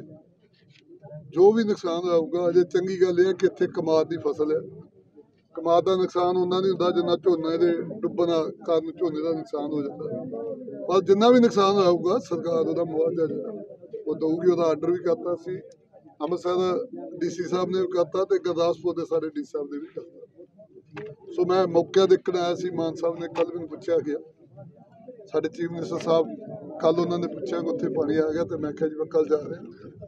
ਸੋ ਮੈਂ ਮੌਕਾ ਦੇਖਿਆ, ਪਰਮਾਤਮਾ ਨੇ ਜੇ ਕਿਰਪਾ ਕਰਤੀ ਹੈ, ਨੁਕਸਾਨ ਤਾਂ ਚਲੋ ਹੋਇਆ, ਪਰ ਫਿਰ ਵੀ ਅਸੀਂ ਵੱਡੇ ਹੜ੍ਹ ਦੇਖੇ ਇੱਥੇ, ਪਰ ਉਹਦੇ ਮੁਕਾਬਲੇ ਤਾਂ ਬਹੁਤ ਕਿਰਪਾ ਕੀਤੀ ਬਾਬਾ ਬੁੱਢਾ ਸਾਹਿਬ ਜੀ ਨੇ। ਸਾਡਾ ਕੋਈ ਜਾਨੀ ਨੁਕਸਾਨ ਨਹੀਂ ਹੋਇਆ, ਕੋਈ ਮਾਲੀ ਨੁਕਸਾਨ ਨਹੀਂ ਹੋਇਆ, ਕਿਸੇ ਸਾਡੇ ਜੀਵ ਜੰਤੂ ਦਾ, ਕਿਸੇ ਪਸ਼ੂ ਦਾ ਉਹ ਨੁਕਸਾਨ ਨਹੀਂ ਹੋਇਆ। ਜਿੰਨਾ ਫਸਲਾਂ ਦਾ ਨੁਕਸਾਨ ਹੋਇਆ ਕਿਸਾਨਾਂ ਦਾ, ਉਹਦਾ ਮੁਆਵਜ਼ਾ ਜਿਹੜਾ ਅਸੀਂ ਦਿਆਂਗੇ। ਮੈਂ ਬਸ ਇਹ ਤੁਹਾਨੂੰ ਕਹਿਣਾ ਕਿ ਅਸੀਂ ਮੌਕਾ ਹੀ ਦੇਖਣਾ ਸੀਗਾ, ਮੌਕਾ ਦੇਖ ਲਿਆ। ਅਗਲੇ ਦਿਨਾਂ ਦੇ ਵਿੱਚ ਅਸੀਂ ਆਪਣੇ ਚੀਫ ਇੰਜੀਨੀਅਰ ਲਾ ਕੇ, ਆਪਣੇ ਟੈਕਨੀਕਲ ਬੰਦਿਆਂ ਨੂੰ ਲਾ ਕੇ ਇਹਦਾ ਇੱਕ ਪਰਮਾਨੈਂਟ ਹੱਲ ਜਿਹੜਾ ਬੰਨ ਨਾ ਹੋਊਗਾ ਹੱਲ ਜਾਂ ਹੋਰ ਕੋਈ ਢੰਗ ਤਰੀਕਾ ਵਰਤਣਾ ਪਊਗਾ, ਉਹਨੂੰ ਦੇਖ ਕੇ ਤੇ ਅਸੀਂ ਇਹਨੂੰ ਠੀਕ ਕਰਾਵਾਂਗੇ ਤਾਂ ਜੋ ਅਗਲੇ ਸਾਲਾਂ ਦੇ ਵਿੱਚ ਦੁਬਾਰਾ ਇੱਥੇ ਪਾਣੀ ਨਾ ਆ ਸਕੇ। ਕਾਲੀਆ ਸਾਹਿਬ, ਸਥਾਨਕ ਲੋਕਾਂ ਦੀ ਮੰਗ ਹੈ ਤੁਹਾਡੇ ਮਹਿਕਮੇ ਦੇ ਅੰਦਰ ਆਉਂਦੀ ਸੜਕ ਉੱਚੀ ਕੀਤੀ ਜਾਵੇ, ਕਿਉਂਕਿ ਨਵੀਆਂ ਹੋਣ ਕਰਕੇ ਕਈ ਵਾਰੀ ਪਾਣੀ ਜ਼ਿਆਦਾ ਆ ਜਾਂਦਾ। ਨਹੀਂ, ਸੜਕ ਉੱਚੀ ਕਰ ਦਿਆਂਗੇ, ਪਰ ਸੜਕ ਵੀ ਹੁਣ ਜਿਹੜੀ ਆ, ਜਿਹੜੇ ਸਾਡੇ ਇੰਜੀਨੀਅਰ ਨੇ ਉਹਨਾਂ ਨੂੰ ਪੁੱਛ ਕੇ ਡਿਜ਼ਾਈਨ ਕਰਕੇ ਕਿ ਮੁੜ ਕੇ ਪਾਣੀ ਜਦੋਂ ਆਉਂਦਾ ਸੜਕ ਇੱਦਾਂ ਦੀ ਬਣਾਈ ਜਾਵੇ ਕਿ ਜਿਹੜੀ ਉਹਦਾ ਦਬਾਅ ਚੱਲ ਸਕੇ। ਅਸੀਂ ਉੱਚੀ ਵੀ ਕਰਾਂਗੇ, ਇਹਨੂੰ ਵਧੀਆ ਵੀ ਕਰਾਂਗੇ, ਕਿਉਂਕਿ 3 ਵੀਕਾਂ ਪਹਿਲਾਂ ਹੀ ਮਾਨ ਸਾਹਿਬ ਨੇ ਸਾਡੀ ਮੀਟਿੰਗ ਸੀਗੀ ਮੰਡੀਕਰਨ ਬੋਰਡ ਦੀ, ਔਰ ਤੁਸੀਂ ਸਾਰਿਆਂ ਨੇ ਪੜ੍ਹਿਆ ਸੁਣਿਆ TV ਚੈਨਲ ਉੱਤੇ ਕਿ 1760 ਕਰੋੜ ਰੁਪਈਆ ਜਿਹੜਾ RDF ਦਾ, ਰੂਰਲ ਡਿਵੈਲਪਮੈਂਟ ਫੰਡ ਦਾ ਜਿਹੜਾ ਸਾਨੂੰ ਆਇਆ, ਜਿਹਦੇ ਲਈ ਬਸ ਅਸੀਂ ਸੜਕਾਂ ਤੇ ਜਿਹੜੇ ਮੰਡੀਆਂ ਦਾ ਸੁਧਾਰ ਕਰਨਾ, ਮੰਡੀਆਂ ਦੇ ਸ਼ੈੱਡ ਵਗੈਰਾ ਬਣਾਉਣੇ, ਔਰ ਇਹ ਵੀ ਨਾਲ ਤੈਅ ਕੀਤਾ ਕਿ ਜਿੱਥੇ ਜਿੱਥੇ ਧਾਰਮਿਕ ਸਥਾਨ ਨੇ ਔਰ ਜਿੱਥੇ ਜਿੱਥੇ ਖੰਡ ਮਿਲਣਾ, ਜਿੱਥੇ ਗੰਨਾ ਲਾਉਂਦੇ ਲੋਕ, ਉੱਥੇ ਕੋਈ ਵੀ ਸੜਕ ਜਿਹੜੀ ਹੈ 18 ਫੁੱਟ ਤੋਂ ਘੱਟ ਨਹੀਂ ਬਣਾਉਣੀ। ਇਸ ਕਰਕੇ ਅਸੀਂ ਇਹਨਾਂ ਸੜਕਾਂ ਨੂੰ ਆਲਰੇਡੀ ਤੈਅ ਕਰ ਲਿਆ ਕਿ ਸਭ ਨੂੰ ਵਧੀਆ ਬਣਾਉਣਾ, 18 ਫੁੱਟ ਚੌੜੀ ਬਣਾਉਣਾ, ਇਹਦੀ ਲੇਅਰ ਜਿਹੜੀ ਉਹ 1.5 ਫੁੱਟ ਕਰਨੀ ਆ, ਜਿਹਦੇ ਨਾਲ ਸਾਨੂੰ ਇਹ ਮਤਲਬ ਨਾ ਆਵੇ। ਪਰ ਤੁਸੀਂ ਸਿਆਣੇ ਹੋ, ਜਦੋਂ ਕੁਦਰਤ ਦੀ ਆਫਤਾਂ ਆਉਂਦੀਆਂ ਤੇ ਕਿੰਨੇ ਵੱਡੇ ਆਪਾਂ ਘਰ ਪਾਉਂਦੇ ਆ, ਕਿੰਨੇ ਵੱਡੇ ਲੈਂਟਰ ਪਾਉਂਦੇ ਆ। ਕੁਦਰਤ ਬੜੀ ਨਿਆਰੀ ਆ, ਕੁਦਰਤ ਦੇ ਅੱਗੇ ਬਹੁਤ ਕੁਝ ਢਹਿ ਢੇਰੀ ਹੋ ਜਾਂਦਾ। ਜਦੋਂ ਭੁਚਾਲ ਆਉਂਦੇ ਆ, ਕਿੱਡੀਆਂ ਬਿਲਡਿੰਗਾਂ ਡਿਜ਼ਾਈਨ ਕੀਤੀਆਂ ਨੇ ਉਹ ਹੋ ਜਾਂਦੀਆਂ, ਬਟ ਆਪਾਂ ਹੱਲ ਇਹ ਕੱਢਣਾ ਕਿ ਕੁਦਰਤੀ ਆਫਤਾਂ ਨਾਲ ਸਾਡਾ ਨੁਕਸਾਨ ਨਾ ਹੋਵੇ। ਰੂਪਨਗਰ ਦੇ ਪਿੰਡ ਪੰਘਾਲਾ ਵਿੱਚ ਫੜੇ ਗਏ ਰਾਤ ਦੇ ਹਨੇਰੇ ਵਿੱਚ ਤੰਤਰ ਮੰਤਰ ਕਰਦੇ ਕੁਝ ਸ਼ੱਕੀਆਂ ਨੂੰ ਗ੍ਰਿਫਤਾਰ ਕੀਤਾ ਗਿਆ। ਪਿੰਡ ਵਾਸੀਆਂ ਦਾ ਕਹਿਣਾ ਹੈ ਕਿ ਇਹ ਤੰਤਰ ਮੰਤਰ ਕੁਝ ਮਹੀਨਿਆਂ ਤੋਂ ਚੱਲ ਰਿਹਾ ਸੀ, ਜਿਸ ਨੂੰ ਲੈ ਕੇ ਖੇਤਰ ਵਿੱਚ ਡਰ ਦਾ ਮਾਹੌਲ ਬਣਿਆ ਹੋਇਆ ਤੇ ਇਸ ਕਾਂਡ ਵਿੱਚ ਇੱਕ ਔਰਤ ਤੇ 2 ਪਿੰਡ ਦੇ ਨੌਜਵਾਨ ਸ਼ਾਮਲ ਹਨ ਤੇ ਇਹ ਲੋਕੀ ਰਾਤ ਸਮੇਂ ਸ਼ਮਸ਼ਾਨ ਘਾਟ ਵਿੱਚ ਜਾ ਕੇ ਤੰਤਰ ਕਰਦੇ ਹਨ। ਦੂਜੇ ਪਾਸੇ ਜਦੋਂ ਇਹਨਾਂ ਨਾਲ ਗੱਲ ਕੀਤੀ ਤਾਂ ਉਹਨਾਂ ਕਿਹਾ ਕਿ ਉਹ ਮੱਥਾ ਟੇਕਣ ਆਏ ਸਨ ਤੇ ਮੂਰਤੀਆਂ ਬਣਾਉਣ ਦਾ ਕੰਮ ਕਰਦੇ ਹਨ। ਨਹੀਂ ਜੀ, ਦੇਖੋ ਨਾ, ਜਿਹਨੂੰ ਤੁਸੀਂ ਪੜ੍ਹੇ ਕਿੰਨੇ ਪਹਿਲਾਂ ਮੈਨੂੰ ਦੱਸੋ। ਮੈਂ 7 ਪੜ੍ਹਿਆ ਜੀ। 7 ਪੜ੍ਹਿਆ। ਜੇ ਤੁਸੀਂ ਪੜ੍ਹੇ ਹੁੰਦੇ ਤਾਂ ਤੁਸੀਂ ਇਹ ਕੰਮ ਨਹੀਂ ਕਰਦੇ, ਸਹੀ ਗੱਲ ਹੈ ਨਾ। ਕਿੰਨੇ ਚਿਰ ਤੋਂ ਕੰਮ ਕਰ ਰਹੇ ਹੋ? ਸਰ ਮੈਨੂੰ ਤਾਂ 2 ਸਾਲ ਹੋਏ। ਕੀ ਕਰਦੇ ਹੋ? ਸਰ ਸੇਵਾ ਕਰ ਰਹੇ ਜੀ ਪੀਰ ਮਹਾਰਾਜ ਦੀ। ਅੱਛਾ ਸਰ, ਗੱਲ ਇੱਕ ਹੋਰ ਹੈ, ਮਕਸਦ ਤੁਹਾਡਾ ਪੈਸੇ ਬਣਾਉਣਾ ਹੈ ਨਾ? ਸਰ ਨਹੀਂ ਜੀ, ਇਹ ਖੜੇ ਨੇ ਜੀ, ਇਹਨਾਂ ਤੋਂ ਪੁੱਛ ਲਓ 1 ਰੁਪਿਆ ਵੀ ਲਿਆ ਹੋਵੇ ਜੀ। ਨਹੀਂ, ਸੇਵਾ 'ਚ ਕਰਦੇ ਗਿਆ ਤੁਸੀਂ? ਸੇਵਾ 'ਚ ਜੀ ਬਸ ਧੂਪ ਬੱਤੀ ਹੈ ਜੀ। ਅੱਛਾ, ਨਹੀਂ ਰਾਤ ਨੂੰ ਕਿਹੜੀ ਸੀਗੀ ਧੂਪ ਬੱਤੀ? ਇਹ ਤਾਂ ਸਰ ਅਸੀਂ ਲੇਟ ਹੋ ਗਏ ਤੇ ਰਾਜਪੁਰਾ ਤੋਂ ਗੋਗਾ ਜਾਹਰ ਪੀਰ ਦੀਆਂ ਮੂਰਤੀਆਂ ਤਿਆਰ ਕਰਾਈਆਂ ਸੀਗੀਆਂ ਅਸ਼ਟਮੀ ਵਾਸਤੇ। ਉਹ ਮੂਰਤੀਆਂ ਕਰਕੇ ਸਾਨੂੰ ਉਹ ਨਹੀਂ ਮਿਲੀ ਹੈਗੀ ਗੱਡੀ, ਟੈਂਪੂ ਕਰਵਾਇਆ। ਇਹ ਬੈਠੇ ਨੇ ਸਰਦਾਰ ਜੀ ਸਾਡੇ ਨਾਲ, ਟੈਂਪੂ ਲੈ ਕੇ ਆਏ ਨੇ, ਅਸੀਂ ਕਿਰਾਏ ਤੋਂ ਟੈਂਪੂ ਲੈ ਕੇ ਆਏ ਜੀ। ਇੱਥੇ ਮੂਰਤੀ ਸਥਾਪਿਤ ਕਰਨੀ ਸੀ, ਸਾਨੇ ਬੈਕ ਹੋਣਾ ਤੇ ਜੀ ਅਸ਼ਟਮੀ ਕਰਕੇ ਪਟਿਆਲੇ ਜੀ। ਇੱਥੇ ਦੇ ਰਹਿਣ ਵਾਲੇ ਤੁਸੀਂ? ਪਟਿਆਲੇ ਜੀ। ਕਰਮ ਜੀ, ਕੀ ਗੱਲਬਾਤ ਹੋਈ ਹੈ? ਸਾਡੇ ਪਿੰਡ ਦੇ 2 ਬੱਚੇ ਗਲਤ ਰਸਤੇ ਪੈ ਗਏ ਜੀ। ਉਹ ਸਿਆਣ ਵਸਾਉਣੋਂ ਸਿੱਖਣ ਲੱਗ ਗਏ। ਬਾਹਰ ਦੇ ਬੰਦੇ ਲਿਆ ਕੇ ਉਰੇ ਰਾਤ ਖੇੜੇ ਦੇ ਕੁਛ ਉਹ ਕਰਨ ਲੱਗ ਗਏ, ਝੰਡਾ ਝੁੰਡਾ ਚੜਾਉਣ ਦੀ। ਪਿੰਡ ਨੇ ਵਿਰੋਧ ਕਰਿਆ ਜੀ। ਫਿਰ ਹੁਣ ਅਸੀਂ ਪ੍ਰਸ਼ਾਸਨ ਨੂੰ ਦੇ ਦਿੱਤੇ। ਕਿੰਨੇ ਕੁ ਵਜੇ ਦਾ ਟਾਈਮ ਸੀ ਜਦੋਂ ਆਏ ਜੀ? ਰਾਤ 11 ਵਜੇ ਦਾ ਟਾਈਮ ਤਾਂ ਜੀ। 11 ਵਜੇ ਫਿਰ ਪਿੰਡ ਵਾਲਿਆਂ ਨੇ ਦੇਖੇ, ਕੀ ਕਰਿਆ ਜੀ? ਪਿੰਡ ਵਾਲੇ ਨੇ ਮੂਹਰੇ ਘਰ ਆ ਜੀ, ਉਹਨਾਂ ਨੇ ਦੇਖਿਆ ਜੀ, ਬਿਲਕੁਲ ਸਾਹਮਣੇ ਘਰ ਆ, ਅੱਗੇ ਖੇੜਾ ਜੀ ਸਾਡੇ। ਅੱਛਾ, ਦੇਖ ਕੇ ਫਿਰ ਫੜ ਲਏ? ਫੜੇ ਆ ਜੀ। ਹਾਂਜੀ। ਅੱਛਾ, ਹੋਰ ਵੀ ਕੋਈ ਵਾਰਦਾਤ ਪਹਿਲਾਂ ਹੀ ਕਰਦੇ ਸੀ ਜਾਂ ਉਹ? ਨਹੀਂ, ਹਾਲੇ ਤਾਂ ਸਟਾਰਟਿੰਗ ਹੈ ਇਹਨਾਂ ਦੀ। ਵਾਹਿਗੁਰੂ ਖਾਲਸਾ ਵਾਹਿਗੁਰੂ ਫਤਿਹ। ਮੈਂ ਅਜੈਬ ਸਿੰਘ ਸਰਾੜੀ। ਇਹ ਵੀਰ ਜੀ ਕਈ ਦਿਨ ਤੋਂ ਮਤਲਬ 1.5 ਮਹੀਨੇ ਤੋਂ ਇਹ ਲੋਕ ਨਾ ਅਲੱਗ-ਅਲੱਗ ਪਿੰਡਾਂ ਦੇ ਵਿੱਚ ਜਾ ਕੇ ਖੇੜੀ, ਕਕੌਟ ਤੇ ਭੰਗਾਲਾ, ਬਾਗਵਾਲੀ, ਫਤਿਹਪੁਰ ਇੱਦਾਂ ਦੇ ਸਿਵਿਆਂ ਵਿੱਚ ਜਾ ਕੇ ਰਾਤ ਨੂੰ ਚਿਰਾਗ ਵਗੈਰਾ ਜਗਾਉਂਦੇ ਆ ਅਤੇ ਧੂਣੇ ਵਗੈਰਾ ਲਾਉਂਦੇ ਆ ਅਤੇ ਆਪਣੇ ਆਪ ਨੂੰ ਤਾਂਤਰਿਕ ਉਹ ਕਰਦੇ ਆ। ਉਹਦੇ ਵਿੱਚ ਅਸੀਂ ਪ੍ਰਸ਼ਾਸਨ ਨੇ ਫੋਨ ਕੀਤਾ ਸਾਨੂੰ, ਕਹਿੰਦੇ ਵੀ ਤੁਸੀਂ ਗੁਰਦੁਆਰਿਆਂ 'ਚ ਪਹਿਰੇ ਲਾਓ। ਪਹਿਰੇ ਤਾਂ ਅਸੀਂ ਗੁਰਦੁਆਰਿਆਂ 'ਚ ਲਾਉਂਦੇ ਰਹਿੰਦੇ ਆ। ਇਸ ਹਿਸਾਬ ਨਾਲ ਤਾਂ ਫਿਰ ਬੜੀ ਉਹਦੇ ਵਿੱਚ ਵੀ ਨਿਸ਼ਾਨ ਸਾਹਿਬ ਖੇੜਿਆਂ 'ਤੇ ਵੀ ਸਾਰੇ ਪਾਸੇ ਪਹਿਰੇ ਲਾਉਣੇ ਪੈਣਗੇ। ਇਹ ਸਾਰਾ ਇੱਕ ਨਾਲ ਗੱਲਬਾਤ ਆ ਜੀ। ਇਹ ਆਪਣਾ 2-3 ਮਹੀਨੇ ਦੇ ਪਤਾ ਲੱਗ ਰਿਹਾ। ਕਹਿੰਦੇ ਇੱਕ ਨਾ ਖੇੜੇ ਪਰ ਜਨਾਨੀ ਮਤਲਬ ਨੱਚਦੀ ਆ, ਉਹ ਤੋਂ ਬਾਅਦ ਉਹ ਜਾਂਦੀ ਆ ਜਾ ਕੇ ਸੇਵਿਆਂ 'ਤੇ ਨੱਚਦੀ ਆ ਜਾ ਕੇ ਸਾਡੇ ਪਿੰਡ ਫਤਿਹਪੁਰ ਭਗਾਲਾ। ਇਹ ਉਹਨਾਂ ਨੇ ਆਹ ਚਾਰੇ ਪਾਸੇ ਜਿਹੜੇ ਆਪਣਾ ਇਲਾਕਾ ਹੈ ਪਿੰਡ ਦਾ, ਇਹ ਸਾਰਾ ਪਿੰਡ ਡਰਿਆ ਹੋਇਆ ਜੀ। ਇਹ ਕੱਲ੍ਹ ਭਗਾਲੇ ਦੇ ਵਿੱਚ ਰਾਤੀ 11 ਵਜੇ ਰਾਤ ਸਰਪੰਚ ਦੇ ਸੋਗ ਨਾਲ ਕਾਬੂ ਕਰ ਹੋਏ ਹੈ। ਅੱਛਾ ਜੀ, ਕਿਸ ਲਈ ਇਹਨਾਂ ਨੂੰ ਬੁਲਾਇਆ? ਮੈਂ ਪੀਰ ਮਹਾਰਾਜ ਜੀ ਦੀ ਮੂਰਤੀ ਤਿਆਰ ਕਰ ਰਹੀ ਜੀ, ਬਾਗੜ ਵਾਲੇ ਪੀਰ ਮਹਾਰਾਜ ਦੀ ਜੀ। ਤੇ ਮੈਂ ਜਿਨਕੀ ਸਰਪੰਚ ਨਾਲ ਗੱਲ ਕੀਤੀ ਸੀਗੀ ਜੀ, ਤੇ ਬਈ ਉਹ ਕਹਿੰਦੇ ਦਿਨ 'ਚ ਜੋ ਮਰਜ਼ੀ ਕਰ ਲਓ, ਠੀਕ ਹੈ ਜੀ। ਉਹਦੇ ਬਾਅਦ ਮੇਰੇ ਕੋਲ ਟੈਂਪੂ ਨਹੀਂ ਮਿਲੇ ਜੀ ਕੋਈ, ਮੇਰੇ ਕੋਲ ਮੂਰਤੀਆਂ ਵਾਲਾ ਵੀ ਬੰਦਾ ਚੱਲ ਗਿਆ ਸੀਗਾ ਜੀ, ਤੇ ਉਹਦੇ ਕਰਕੇ ਮੈਂ ਲੇਟ ਹੋ ਗਿਆ ਜੀ। ਨਹੀਂ, ਜਿਹੜਾ ਮੂਰਤੀਆਂ ਦਾ ਪ੍ਰੋਗਰਾਮ ਹੈ ਇਹ ਪਿੰਡ ਦੇ ਵਿੱਚ ਸਾਰਿਆਂ ਦੀ ਸਹਿਮਤੀ ਨਾਲ? ਸਰ ਮੈਂ ਤਾਂ ਦਰਬਾਰ ਵਾਸਤੇ ਕਹਿਣਾ ਸੀਗਾ, ਪਰ ਜਦ ਪਿੰਡ ਵਾਲੇ ਨੇ ਜੀ ਮੇਰਾ ਸਾਥ ਨਹੀਂ ਦਿਆ, ਫਿਰ ਮੈਂ ਆਪਣੇ ਘਰ ਵਾਸਤੇ ਮੂਰਤੀ ਤਿਆਰ ਕਰਵਾਈ ਸੀਗੀ ਜੀ। ਕਾਹਦੀ ਮੂਰਤੀ ਆ ਉਹ? ਗੁੱਗਾ ਜੀ ਦੀ ਮੂਰਤੀ ਹੈ ਜੀ। ਅੱਛਾ, ਫਿਰ ਗੁਰਦੁਆਰੇ ਕੋਲ ਕੀ ਕਰਦੇ ਸੀ ਸਰ? ਗੁੱਗਾ ਦੇ ਮੈਂ ਰਾਤ ਨੂੰ ਝੰਡਾ ਛਕਾਰਿਆ ਸੀਗਾ ਜੀ, ਤੇ ਮੈਂ ਵਾਪਸੀ ਜਾਣਾ ਸੀਗਾ ਪਟਿਆਲੇ। ਖੇੜੇ ਦੀ ਚੌਂਕੀ ਸੀਗੀ ਅੱਜ ਦੀ ਜੀ ਮੇਰੀ, ਠੀਕ ਹੈ ਜੀ। ਤੇ ਮੈਂ ਮੱਥਾ ਟੇਕ ਕੇ ਸਲਾਮ ਕਰਾ ਕੇ ਖੇੜੇ ਤੋਂ ਘਰ ਵਾਪਸ ਤੋਂ ਜੀ ਘਰਾਂ ਸਲਾਮ ਕਰਾ ਕੇ ਤੇ ਸਿੱਧਾ ਪਟਿਆਲੇ ਚੱਲ ਜਾਣਾ ਸੀਗਾ ਜੀ। ਕੰਮ ਕੀ ਕਰਦੇ ਸੀ? ਪਿੰਡ ਵਾਲੇ ਦੱਸਦੇ ਆ ਵੀ ਤੁਸੀਂ ਸਰ ਨਹੀਂ, ਇਦਾਂ ਦੀ ਕੋਈ ਗੱਲ ਨਹੀਂ ਹੈਗੀ। ਜਿੱਥੇ ਮਰਜ਼ੀ ਨੇਮ ਚ ਕਰ ਲਓ, ਜਿੱਥੇ ਮਰਜ਼ੀ ਲੈ ਕੇ ਜਾਣਾ, ਜਿੱਥੇ ਮਰਜ਼ੀ ਲੈ ਜਾਓ ਜੀ। ਭਗਵੰਤ ਮਾਨ ਨੇ ਬਠਿੰਡਾ ਦੇ ਆਸਰਾ ਵੈਲਫੇਅਰ ਸੁਸਾਇਟੀ ਰਮੇਸ਼ ਮਹਿਤਾ ਨੂੰ ਸਟੇਟ ਅਵਾਰਡ ਨਾਲ ਸਨਮਾਨਿਤ ਕੀਤਾ ਗਿਆ। ਮੀਡੀਆ ਨਾਲ ਗੱਲਬਾਤ ਕਰਦੇ ਰਮੇਸ਼ ਮਹਿਤਾ ਨੇ ਦੱਸਿਆ ਕਿ ਆਸਰਾ ਵੈਲਫੇਅਰ ਸੁਸਾਇਟੀ ਪਿਛਲੇ 20 ਸਾਲਾਂ ਤੋਂ ਭਲਾਈ ਦੇ ਕੰਮ ਕਰ ਰਹੀ ਹੈ ਤੇ ਅਸੀਂ ਧੰਨਵਾਦੀ ਹਾਂ ਕਿ ਸੀਐਮ ਭਗਵੰਤ ਮਾਨ ਜੀ ਅਤੇ ਬਠਿੰਡਾ ਦੇ ਪ੍ਰਸ਼ਾਸਨ ਦੇ ਜਿਨ੍ਹਾਂ ਨੇ ਸਾਨੂੰ ਸਟੇਟ ਅਵਾਰਡ ਨਾਲ ਸਨਮਾਨਿਤ ਕੀਤਾ। ਇਹ ਅਵਾਰਡ ਸਾਨੂੰ ਪਹਿਲੀ ਵਾਰ ਮਿਲਿਆ ਤੇ ਅਸੀਂ ਬਹੁਤ ਖੁਸ਼ ਹਾਂ। ਪ੍ਰਧਾਨ ਆਸਰਾ ਵੈਲਫੇਅਰ ਸੁਸਾਇਟੀ ਤੇ ਜਿਹੜਾ 15 ਅਗਸਤ ਤੇ ਮਿਲਿਆ ਤੁਸੀਂ ਤੇ ਅਵਾਰਡ ਮਿਲਿਆ ਤੁਹਾਨੂੰ, ਇਹ ਕੀ ਹੈਗਾ? ਇਹ ਜੀ ਸਾਡੇ ਸਮਾਜ ਸੇਵਾ ਦੇ ਕੰਮਾਂ ਨੂੰ ਦੇਖਦੇ ਹੋਏ ਪੰਜਾਬ ਸਰਕਾਰ ਨੇ ਸਾਨੂੰ ਇਹ ਪ੍ਰਸ਼ੰਸਾ ਪੱਤਰ, ਗੋਲਡ ਮੈਡਲ ਤੇ ਸ਼ਾਲ ਦਿੱਤੀ। ਕਿ ਕਿੰਨੇ ਮਿਲੇਗੇ? ਇਹ ਸਾਨੂੰ ਲੁਧਿਆਣਾ ਦੇ ਵਿੱਚ ਜਿਹੜਾ ਹੈਗਾ ਗੁਰੂ ਨਾਨਕ ਸਟੇਡੀਅਮ ਦੇ ਵਿੱਚ 15 ਅਗਸਤ ਦਾ ਸਮਾਗਮ ਸੀ, ਜਿੱਥੇ ਮੁੱਖ ਮੰਤਰੀ ਭਗਵੰਤ ਮਾਨ ਨੇ 15 ਅਗਸਤ ਦੇ ਸੁਤੰਤਰਤਾ ਦਿਵਸ ਦੇ ਮੌਕੇ 'ਤੇ 7 ਜਿਹੜੇ ਹੈਗੇ ਆ ਸਟੇਟ ਬਾਡੀਆਂ ਨੂੰ ਇਹਨਾਂ ਨੇ ਮਾਨ ਸਨਮਾਨ ਦਿੱਤਾ। ਕੀ ਨਾਮ ਜੀ? ਮੇਰਾ ਨਾਮ ਹਰਭਜਨ ਸਿੰਘ। ਜਿਹੜਾ ਅਵਾਰਡ ਮਿਲਿਆ ਮਹਿਤਾ ਸਾਹਿਬ ਨੂੰ, ਕੀ ਕਹਿਣਾ ਚਾਹੋਗੇ ਇਸ ਬਾਰੇ? ਅਸੀਂ ਮਹਿਤਾ ਸਾਹਿਬ ਨੂੰ ਜਿਹੜਾ ਸਾਡੇ ਸਿੱਖਿਆ ਵਿਭਾਗ ਕੰਨਿਓ ਅਸੀਂ ਇਹਨਾਂ ਨੂੰ ਬਹੁਤ ਬਹੁਤ ਵਧਾਈ ਦਿੰਦੇ ਹਾਂ। ਅਤੇ ਇਹ ਬੜੀ ਮਾਣ ਵਾਲੀ ਗੱਲ ਹੈ। ਸਾਡੇ ਮਾਣਯੋਗ ਜਿਹੜੇ ਆਪਣੇ ਮੁੱਖ ਮੰਤਰੀ ਸਾਹਿਬ ਹੈ ਸਰਦਾਰ ਭਗਵੰਤ ਮਾਨ ਜੀ, ਉਹਨਾਂ ਨੇ ਸਹੀ ਪਹਿਚਾਣ ਕੀਤੀ। ਮਤਲਬ ਕਿ ਪੰਜਾਬ ਦੀਆਂ ਕਿ ਸੰਸਥਾਵਾਂ ਤਾਂ ਬਹੁਤ ਹੈ, ਪਰ ਉਹਨਾਂ ਦੀ ਜਿਹੜੀ ਪਹਿਚਾਣ ਸੀਗੀ, ਕਹਿੰਦੇ ਵੀ ਕਿ ਜਿਵੇਂ ਬਾਜ ਨੇ ਕਿ ਬਾਜ ਦੀ ਨਿਗਾਹ ਤੇਜ਼ ਹੁੰਦੀ ਹੈ, ਸਹੀ ਪਹਿਚਾਣਦਾ ਬਾਜ ਆਪਦੇ ਸ਼ਿਕਾਰ ਨੂੰ, ਤਾਂ ਉਸੇ ਤਰ੍ਹਾਂ ਜਿਹੜਾ ਕਿ ਭਗਵੰਤ ਮਾਨ ਸਰਕਾਰ ਨੇ ਜਿਹੜਾ ਸਹੀ ਕਿ ਜਿਹੜੀ ਚੋਣ ਕੀਤੀ ਹੈ ਵੀ ਜਿਹੜਾ ਅਵਾਰਡ ਦਿੱਤਾ ਗਿਆ, ਸਹੀ ਬੰਦੇ ਨੂੰ ਅਵਾਰਡ ਮਿਲੇਗਾ। ਤਾਂ ਨਹੀਂ ਇਹ ਦੇਖਣ 'ਚ ਆਉਂਦਾ ਮੋਸਟਲੀ ਵੀ ਜਿਹੜੇ ਅਵਾਰਡ ਹੈ ਇਹ ਸਾਰੇ ਸਿਫਾਰਸ਼ਾਂ ਨਾਲ ਮਿਲਦੇ ਆ ਜੀ। ਤਾਂ ਕਿ ਅਸੀਂ ਜਿਹੜਾ ਸਾਡੇ ਰਮੇਸ਼ ਮਹਿਤਾ ਜੀ ਦਾ ਸਾਡੇ ਸਿੱਖਿਆ ਵਿਭਾਗ ਦੇ ਵਿੱਚ ਇਹਨਾਂ ਦਾ ਬਹੁਤ ਹੀ ਜ਼ਿਆਦਾ ਯੋਗਦਾਨ ਰਿਹਾ ਜੀ। ਜਿਵੇਂ ਇਹਨਾਂ ਨੇ ਸਾਡਾ ਕਿ ਆਂਗਨਵਾੜੀ ਸੈਂਟਰ ਜਿਹੜਾ ਬਠਿੰਡਾ ਦੇ ਵਿੱਚ ਬਣਾਇਆ ਕਿ ਜਿਹੜਾ ਪੰਜਾਬ ਦਾ ਨੰਬਰ 1 ਹੈ, ਠੀਕ ਹੈ ਜੀ।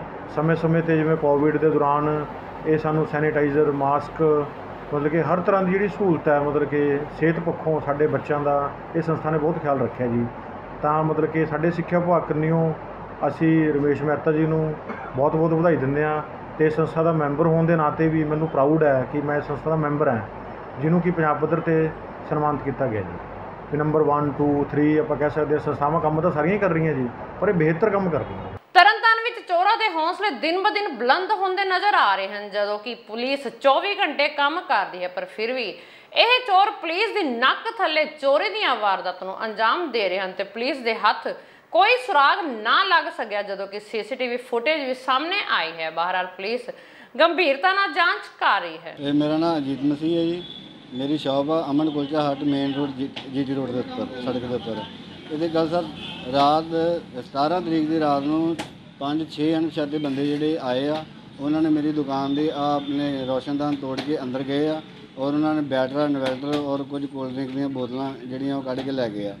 ਮੈਂ ਇਹ ਕਹਿਣਾ ਚਾਹੁੰਦਾ ਕਿ ਵੇਖੋ ਮੇਨ ਰੋਡ 'ਤੇ ਮੇਰੀ ਦੁਕਾਨ ਆ ਤੇ ਮੇਨ ਰੋਡ ਦੇ ਉੱਪਰ ਪੁਲਿਸ ਦਾ ਜਿਹੜਾ ਰਾਤ ਨੂੰ ਹੁੰਦੀ ਆ PCR ਵਾਲਿਆਂ ਦੀ, ਲੇਕਿਨ 2 ਘੰਟੇ ਉਹ 6 ਬੰਦੇ ਕੰਮ ਕਰਦੇ ਰਹੇ ਆ ਔਰ ਕੋਈ PCR ਵਾਲਾ ਨਹੀਂ ਰਾਤ ਨੂੰ ਦਿਸਿਆ ਔਰ ਨਾ ਕੋਈ ਹੋਰ ਪੁਲਿਸ ਦਾ ਕਰਮਚਾਰੀ ਦਿਸਿਆ ਕਿ ਜਿਨ੍ਹਾਂ ਨੂੰ ਵੇਖ ਕੇ ਲੋਕ ਭੱਜਦੇ ਜਾਂ ਫੜੇ ਜਾਂਦੇ। ਕਿਉਂਕਿ 17 ਤਰੀਕ ਦੀ ਮੈਂ ਰਿਪੋਰਟ ਦਰਜ ਕਰਾਈ ਹੋਈ ਹੈ, ਅਜੇ ਤੱਕ ਪੁਲਿਸ ਨੇ ਕੋਈ ਕਾਰਵਾਈ ਨਹੀਂ ਕੀਤੀ। ਮੈਂ ਗਰੀਬ ਆਦਮੀ, ਮੇਰਾ ਇਹ ਮਤਲਬ ਕਿ ਬੇਨਤੀ ਆ ਕਿ ਇਹ ਕਾਰਵਾਈ ਜਿਹੜੀ ਇਹਨਾਂ ਦੇ ਉੱਤੇ ਕੀਤੀ ਜਾਵੇ ਔਰ ਮੇਰਾ ਸਮਾਨ ਵਾਪਸ ਦਿਵਾਇਆ ਜਾਵੇ। ਕੀ ਕੰਮ ਕਰਦੇ ਜਾਓ? ਮੇਰੀ ਕੁਲਚਿਆਂ ਦੀ ਸ਼ੌਪ ਹੈ ਜੀ। ਆ ਕੁਲਚਿਆਂ ਦਾ ਕੰਮ ਹੈ ਜੀ। ਅਸੀਂ ਕੁਲਚਿਆਂ ਦੇ ਕੰਮ 'ਚ ਕੀ 200-300 ਰੁਪਈਆ ਸਾਰਾ ਕਮਾਈ ਦਾ।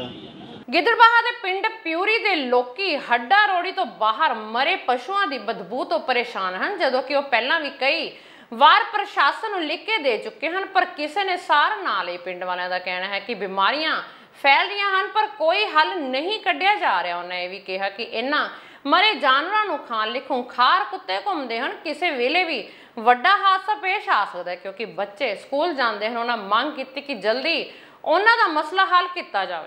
ਹਾਂਜੀ ਮਾਤਾ ਜੀ, ਕੀ ਨਾਮ ਕੀ ਹੈ ਤੁਹਾਡਾ ਜੀ? ਸੁਖਦੀਪ ਕੌਰ ਹੈ ਵੀਰੇ। ਕੀ ਮਾਮਲਾ ਕੀ ਹੈਗਾ ਜਿਹੜਾ ਤੁਸੀਂ ਇੱਥੇ? ਮਾਮਲਾ ਇਹ ਹੈ ਵੀਰੇ ਵੀ ਇਹ ਹੱਡਾ ਰੋੜੀ ਇਹਨਾਂ ਨੇ ਤਾਂ ਆਪਣੇ ਜਣੇ ਆਪਣੇ ਵੀ ਪਿੰਡੋਂ ਬਾਹਰ ਹੀ ਰਖਾਈ ਹੈ, ਪਰ ਸਾਡੇ ਬਾਣ ਹੈਗੇ, ਸਾਡੇ ਘਰ ਹੈਗੇ ਇੱਥੇ, ਅਸੀਂ 7-8 ਘਰ ਹੈਗੇ ਇੱਥੇ। ਸਾਨੂੰ ਇਹਨਾਂ ਦਾ ਬਹੁਤ ਖਤਰਾ ਹੈਗਾ। ਕੁੱਤੇ ਬਹੁਤ ਸਾਨੂੰ ਵੀ ਠਿੱਠ ਕਰਦੇ, ਉੱਥੋਂ ਤਾਈਂ ਹੱਡਾ ਰੋੜੀ ਦੇ ਵੀ ਲੈ ਕੇ ਜਾਂਦੇ ਆ ਹੱਡ। ਨਾਲੇ ਬਈ ਅਸੀਂ ਇੱਥੋਂ ਦੀ ਲੰਘਦੇ ਟੱਪਦੇ ਆ ਵੀਰੇ ਰੋਜ਼ ਹੀ, ਤੇ ਬਹੁਤ ਖਤਰਾ ਸਾਨੂੰ। ਅਸੀਂ ਹੱਥ ਬੰਨ੍ਹ ਕੇ ਬੇਨਤੀ ਕਰਦੇ ਆ ਵੀ ਇਹਨੂੰ ਇੱਥੋਂ ਚੁਕਾਇਆ ਜਾਵੇ। ਅਸੀਂ ਸੜਕ ਤੋਂ ਬਹੁਤ ਮੁਸ਼ਕਲ ਨਾਲ ਲੰਘਦੇ ਆ। ਹਾਂਜੀ ਬਾਈ ਜੀ, ਕੀ ਨਾਮ ਹੈ? ਮੇਰਾ ਨਾਮ ਸੁਖਦੇਵ ਸਿੰਘ ਹੈ ਜੀ। ਸੁਖਦੇਵ ਸਿੰਘ ਜੀ, ਕੀ ਮਾਮਲਾ ਕੀ ਹੈ? ਮਾਮਲਾ ਇਹ ਹੱਡਾ ਰੋੜੀ ਦਾ ਜੀ।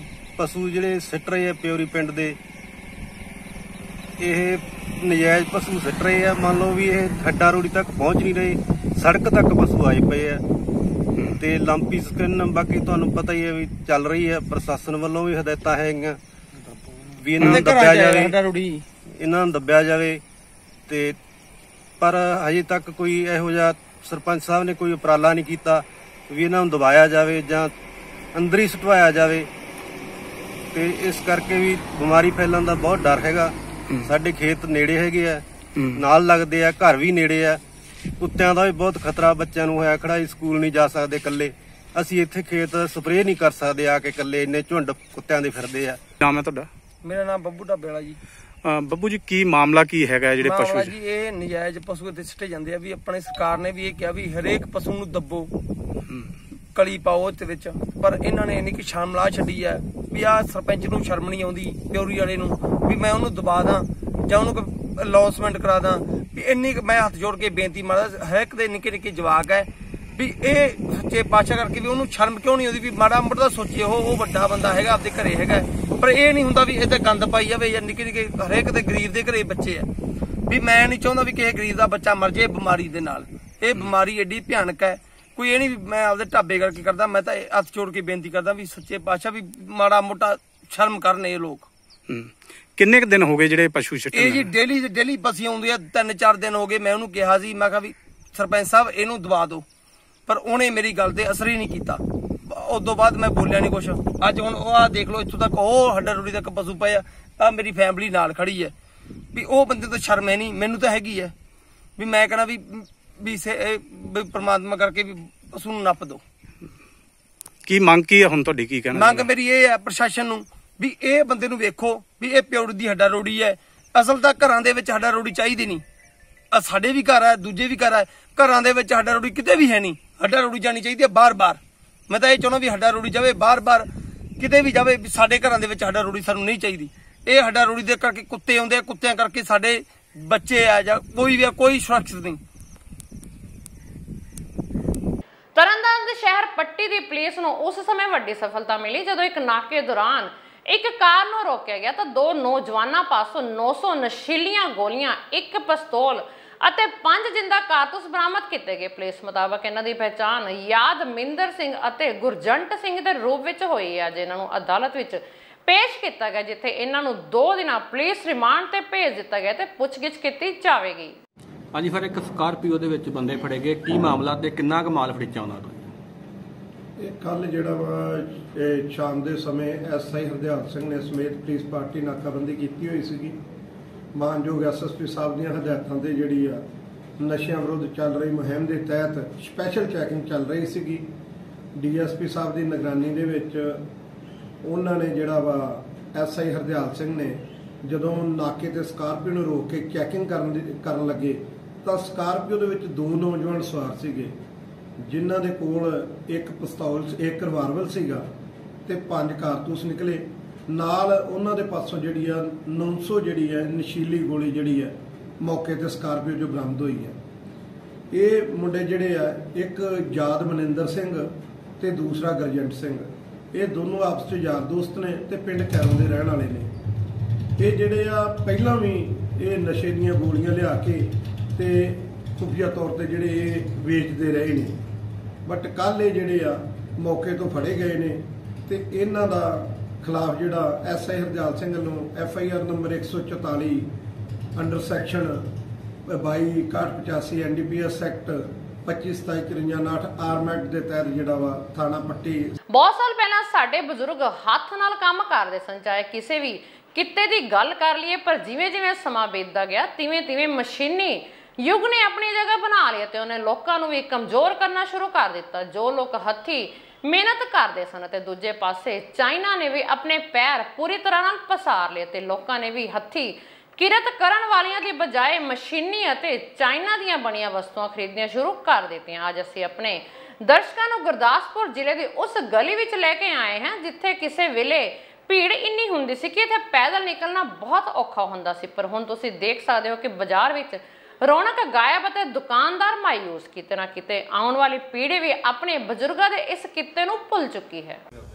ਮਹਾਰਾਜ ਇਹ ਜਿਹੜੇ ਖਿਡੌਣੇ ਨੇ ਨਾ, ਇਹ ਅੱਜ ਤੋਂ ਨਹੀਂ ਹੈਗੇ, ਇਹ ਬਲਕਿ ਸਮਝ ਲਓ 40-50 ਸਾਲ ਪੁਰਾਣੇ ਇਹ ਮਤਲਬ ਮਸ਼ਹੂਰ ਹੈਗਾ ਖਿਡੌਣਿਆਂ ਵਾਲੀ ਗਲੀ।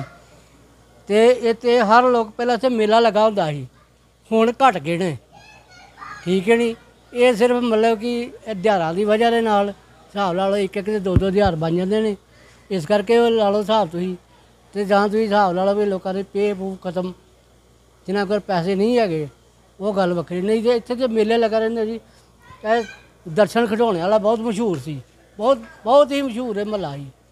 ਇਸ ਕਰਕੇ ਮਤਲਬ ਕਿ ਹੁਣ ਤੁਸੀਂ ਦੇਖੋ ਮੈਂ ਖਿਡੌਣੇ ਲੈਣ ਵਾਸਤੇ ਆਇਆ ਵਾਂ ਤੇ ਮੈਂ ਪੈਸੇ ਲੈ ਕੇ ਆਇਆ ਵਾ, 2-4 ਖਿਡੌਣੇ ਖਰੀਦਾਂਗਾ ਇੱਥੋਂ, ਕਿਉਂ ਨਹੀਂ ਤੇ ਅੱਗੇ ਤੋੜ ਤੱਕੜ ਦੁਕਾਨਾਂ ਲੱਗੀਆਂ ਹੁੰਦੀਆਂ ਹਨ। ਕੋਈ ਸਮਾਂ ਉਹ ਵੀ ਹੈਗਾ ਸੀ ਇੱਥੇ ਜਦੋਂ ਦਿਵਾਲੀ ਨੂੰ ਚੱਕਰੀ ਬਾਜ਼ਾਰ ਸਾਰਾ ਇਹਨਾਂ ਖਿਡੌਣਿਆਂ ਨਾਲ ਹੀ ਭਰਿਆ ਰਹਿੰਦਾ ਸੀ। ਹੁਣ ਉਹ ਚੀਜ਼ਾਂ ਖਤਮ ਹੋ ਗਈਆਂ ਨੇ। ਚਾਈਨਾ ਨੇ ਖਤਮ ਕੀਤਾ, ਚਾਈਨਾ ਨੇ ਖਿਡੌਣੇ ਨੇ ਖਤਮ ਕੀਤਾ। ਨਹੀਂ ਤਾਂ ਮਿੱਟੀ ਦੇ ਖਿਡੌਣੇ ਲੋਕ ਹੱਸ ਕੇ ਲੈਂਦੇ ਸਨ, ਜਿਹੜੇ ਘਰ ਜਾ ਕੇ ਆਪਣੇ ਪੂਜਾ ਪਾਠ ਕਰਦੇ ਸਨ ਤੇ ਸੁੱਚੀ ਮਿੱਟੀ ਦੇ ਨਾਲ ਬਣਨੇ ਦੇ ਖਿਡੌਣੇ ਵਾਲੇ, ਇਹ ਦੂਜੇ ਨਹੀਂ ਬਣਦੇ ਹੈਗੇ। ਇਹਦਾ ਕਾਰਨ ਇਹੀ ਹੈ ਕਿ ਬਚਪਨ ਤੋਂ ਹੀ ਹਰ ਕਿਸੇ ਨੂੰ ਇੱਕ ਖਿਡੌਣਿਆਂ ਨਾਲ ਲਗਾਅ ਹੁੰਦਾ ਹੈ ਤੇ ਜਿਸ ਕਾਰਨ ਇਹ ਮਿੱਟੀ ਦੇ ਖਿਡੌਣੇ ਹੀ ਤਿਆਰ ਕਰਦੇ ਕਿ ਅੱਜ ਤੋਂ ਬਾਅਦ ਸਾਡੇ ਤੋਂ ਪਹਿਲਾਂ ਵੀ ਦੇਖੋ ਮੇਰਾ ਜੀਵਨ ਬੀਤ ਗਿਆ। ਮੈਂ ਤਾਂ ਬਚਪਨ ਮੇਰੀ 40 ਸਾਲ ਏਜ ਹੋ ਗਈ ਹੈ, ਸਨ 79 ਦਾ ਜਨਮ ਹੈ। ਤਾਂ ਮੇਰੇ ਤੋਂ ਪਹਿਲਾਂ ਸਾਡੇ ਫਾਦਰ ਸਾਹਿਬ ਦਰਸ਼ਨ ਲਾਲ ਜੀ, ਜਿਹੜੇ ਮੇਰੇ ਦਾਦਾ ਜੀ ਠਾਕਰਦਾਸ ਜੀ, ਜਿਹੜੇ ਕਿ ਖਿਡੌਣੇ ਦਾ ਕੰਮ ਕਰਦੇ 100 ਸਾਲ ਤੋਂ ਪਹਿਲਾਂ। ਸਾਡੀ ਗਲੀ ਜਿਹੜੀ ਹੈ ਕਿ ਖਿਡੌਣੇ ਵਾਲੀ ਗਲੀ ਦੇ ਨਾਮ ਦੇ ਮਸ਼ਹੂਰ ਹੈ। ਪਾਕਿਸਤਾਨ ਵੇਲੇ ਤੋਂ ਪਹਿਲਾਂ ਇੱਥੇ ਦੀਵਾਲੀ 'ਤੇ ਵੀ ਸਾਰੇ ਕਿਸੇ ਨੂੰ ਪੁੱਛ ਕੇ ਖਿਡੌਣੇ ਵਾਲੀ ਗਲੀ ਦੇ ਵਿੱਚ ਪੂਰੀ ਗਲੀ ਖਿਡੌਣਿਆਂ ਨਾਲ ਸਜੀ ਹੁੰਦੀ ਸੀ। ਦੀਵਾਲੀ ਆਉਣਾ ਤੇ ਸਾਡੀ ਗਲੀ ਪੂਰੀ A to Z ਤੱਕ ਨਾ ਦੀਵੇ ਦੀਵਾਲੀਆਂ ਨਾਲ ਭਰੀ ਹੋਣੀ ਹੈ, ਠੀਕ ਹੈ। ਹਰ ਦਿਨ ਤਿਉਹਾਰ 'ਤੇ ਇੱਥੇ ਮਿੱਟੀ ਦੇ ਖਿਡੌਣੇ ਬਣਾਏ ਜਾਂਦੇ ਸੀ, ਮਿੱਟੀ ਦੇ ਖਿਡੌਣੇ ਮਿਲਦੇ ਸੀ। ਜਦੋਂ ਅਚਲ ਦਾ ਮੇਲਾ, ਸਾਡੇ ਅਚਲੇਸ਼ਵਰ ਧਾਮ ਦਾ ਮੇਲਾ ਆਉਂਦਾ ਸੀ 9ਵੀਂ 10ਵੀਂ ਦਾ, ਬਹੁਤ ਪਵਿੱਤਰ ਦਿਹਾੜਾ, ਉਹਦੇ ਉੱਪਰ ਵੀ ਸਾਡੇ ਬਾਜ਼ਾਰ ਦੇ ਵਿੱਚ ਕਾਫੀ ਖਿਡੌਣੇ ਬਣਾਏ ਜਾਂਦੇ ਸੀ, ਠੀਕ ਹੈ।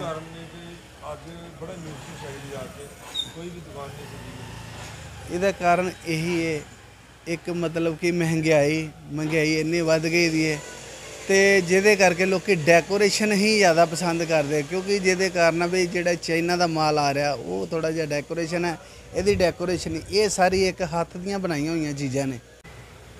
मैं मिट्टी के खिडौने बनानी हाँ, खिडौने मिट्टी के बनानी हाँ। इन्हें पहला गोनी हाँ, फिर बनानी हाँ, फिर पाटन च पानी हाँ, फिर इनू बना के इनू धुप्पे रखनी हाँ, धुप्पे रख के फिर इसकी सफाई करनी है,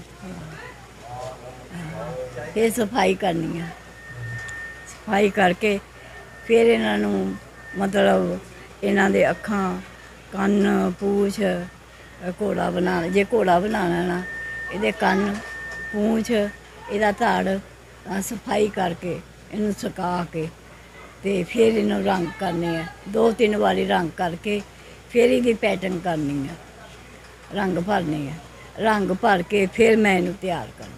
जिथे पूरे देश में जन्माष्टमी का त्यौहार धूमधाम नाल मनाया जा रहा है ते मंदिरां नूं सजाया गया, उत्थे इस त्यौहार नूं लैके पुलिस वालों सख्त सुरक्षा प्रबंध किए गए। इस बठिंडा जिला इंचार्ज खुद मंदिरों में जाके सुरक्षा प्रबंध का जायजा लै रहे हैं। उन्होंने कहा कि बठिंडा में मुख मंदिरों में पुलिस वालों सख्त सुरक्षा प्रबंध करते हुए जिथे पुलिस बल तैनात किया गया है, उत्थे सुरक्षा के मद्देनजर मंदिर के आले दुआले ते मंदिर में लगे हुए CCTV कैमरे में भी चेक किया जा रहा है। आज जन्माष्टमी दिन है, सारे में बधाई दिंदा है और इस दिहाड़े दे विच सारे लोग काफ़ी मंदिर में मत्था टेकने के लिए काफ़ी मात्रा में आते हैं।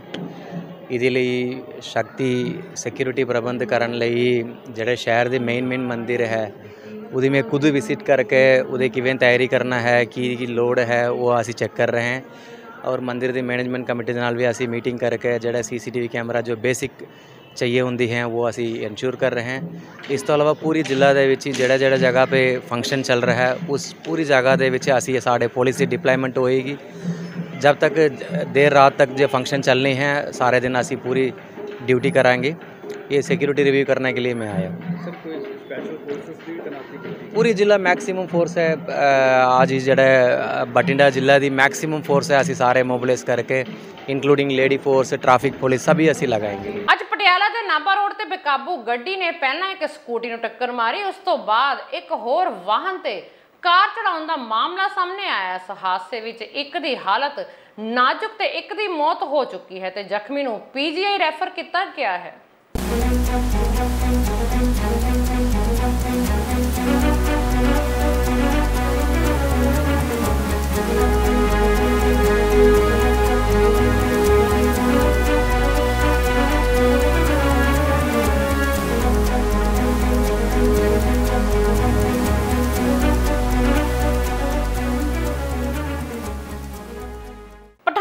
ਚੱਕੀ ਦਰਿਆ ਤੇ ਬਣਿਆ ਕਈ ਸਾਲ ਪੁਰਾਣਾ ਰੇਲਵੇ ਪੁਲ ਦਾ ਇੱਕ ਪਿਲਰ ਟੁੱਟ ਗਿਆ ਤੇ ਰੇਲਵੇ ਲਾਈਨ 3 ਪਿਲਰਾਂ ਤੇ ਲਟਕਦੀ ਹੋਈ ਨਜ਼ਰ ਆਈ ਹੈ। ਹਾਦਸਾ ਪਹਾੜਾਂ ਤੋਂ ਆ ਰਹੇ ਤੇਜ਼ ਪਾਣੀ ਦੇ ਵਹਾਅ ਦੇ ਕਾਰਨ ਪੇਸ਼ ਆਇਆ। ਇਸ ਤੋਂ ਬਾਅਦ ਪੰਜਾਬ ਹਿਮਾਚਲ ਦਾ ਸੰਪਰਕ ਪੂਰੀ ਤਰ੍ਹਾਂ ਨਾਲ ਟੁੱਟ ਚੁੱਕਾ ਹੈ। ਪੇਸ਼ ਹੈ ਸਾਡੇ ਪੱਤਰਕਾਰ ਕਵਲ ਰੰਧਾਵਾ ਦੀ ਖਾਸ ਰਿਪੋਰਟ। ਪਿੰਡ ਮੇਰਾ ਹਰਿਆਲ ਹੈ। ਬਾਕੀ ਇਹ ਜਿਹੜਾ ਪੁਲ ਹੈਗਾ ਇਹ ਪਠਾਨਕੋਟ ਤੋਂ ਜੋਗਿੰਦਰ ਨਗਰ ਤੱਕ ਨੈਰੋ ਗੇਜ ਲਾਈਨ ਹੈ ਉਹਨੂੰ ਜੋੜਦਾ ਹੈਗਾ ਹੈ ਤੇ ਇਹਦੇ ਨਾਲ ਕੀ ਹੈਗਾ ਬੜੇ ਵਪਾਰੀ ਵਗੈਰਾ ਵਰਗ ਜੋ ਹੈਗਾ ਉਹ ਉੱਥੇ ਜਾਂਦਾ। ਬਾਕੀ ਇੱਧਰ ਦੇ ਲੋਕ ਗਰੀਬ ਹੈਗੇ ਨੇ ਉਹ ਆਮ ਬੱਸਾਂ ਦਾ ਕਿਰਾਇਆ ਨਹੀਂ ਦੇ ਸਕਦੇ। ਇਹਦਾ ਜਿਹੜਾ ਕਿਰਾਇਆ ਹੈਗਾ ਬਿਲਕੁਲ ਮਿਨੀਮਮ ਹੈਗਾ ਆ, ਅਫੋਰਡੇਬਲ ਹੈਗਾ ਆ, ਹਰ ਇੱਕ ਕੋਈ ਜਾ ਸਕਦਾ ਹੈ ਤੇ ਇਹਦੇ ਨਾਲ ਬਿਲਕੁਲ ਬਹੁਤ ਜ਼ਿਆਦਾ ਨੁਕਸਾਨ ਹੋ ਰਿਹਾ ਹੈ ਤੇ ਇਹ ਜ਼ਿਆਦਾਤਰ ਤੇ ਕ੍ਰੈਸ਼ਰ ਇੰਡਸਟਰੀ ਕਰਕੇ ਹੋਇਆ, ਨਹੀਂ ਤੇ ਇਹ ਪੁਲ ਤੇ ਰੁੜਨ ਦੀ ਕੋਈ ਉਹ ਹੀ ਨਹੀਂ ਸੀਗੀ। 55 ਸਾਲ ਮੇਰੀ ਉਮਰ ਹੋ ਗਈ ਹੈ ਤੇ ਪਹਿਲੀ ਵਾਰੀ ਰੁੜਿਆ ਹੈਗਾ ਹੈ, ਉਸ ਤੋਂ ਪਹਿਲੇ ਪਤਾ ਨਹੀਂ ਕਦੋਂ ਦਾ ਬਣਿਆ ਹੈਗਾ ਜੀ। सर क्या नाम है आपका? महेंद्र सिंह। महेंद्र जी क्या प्रॉब्लम आएगी इस ब्रिज के टूटने की वजह से? ये पुल जो है हिमाचल से पठानकोट के लिए है, एक लाइफ लाइन है लोगों को आने जाने के लिए।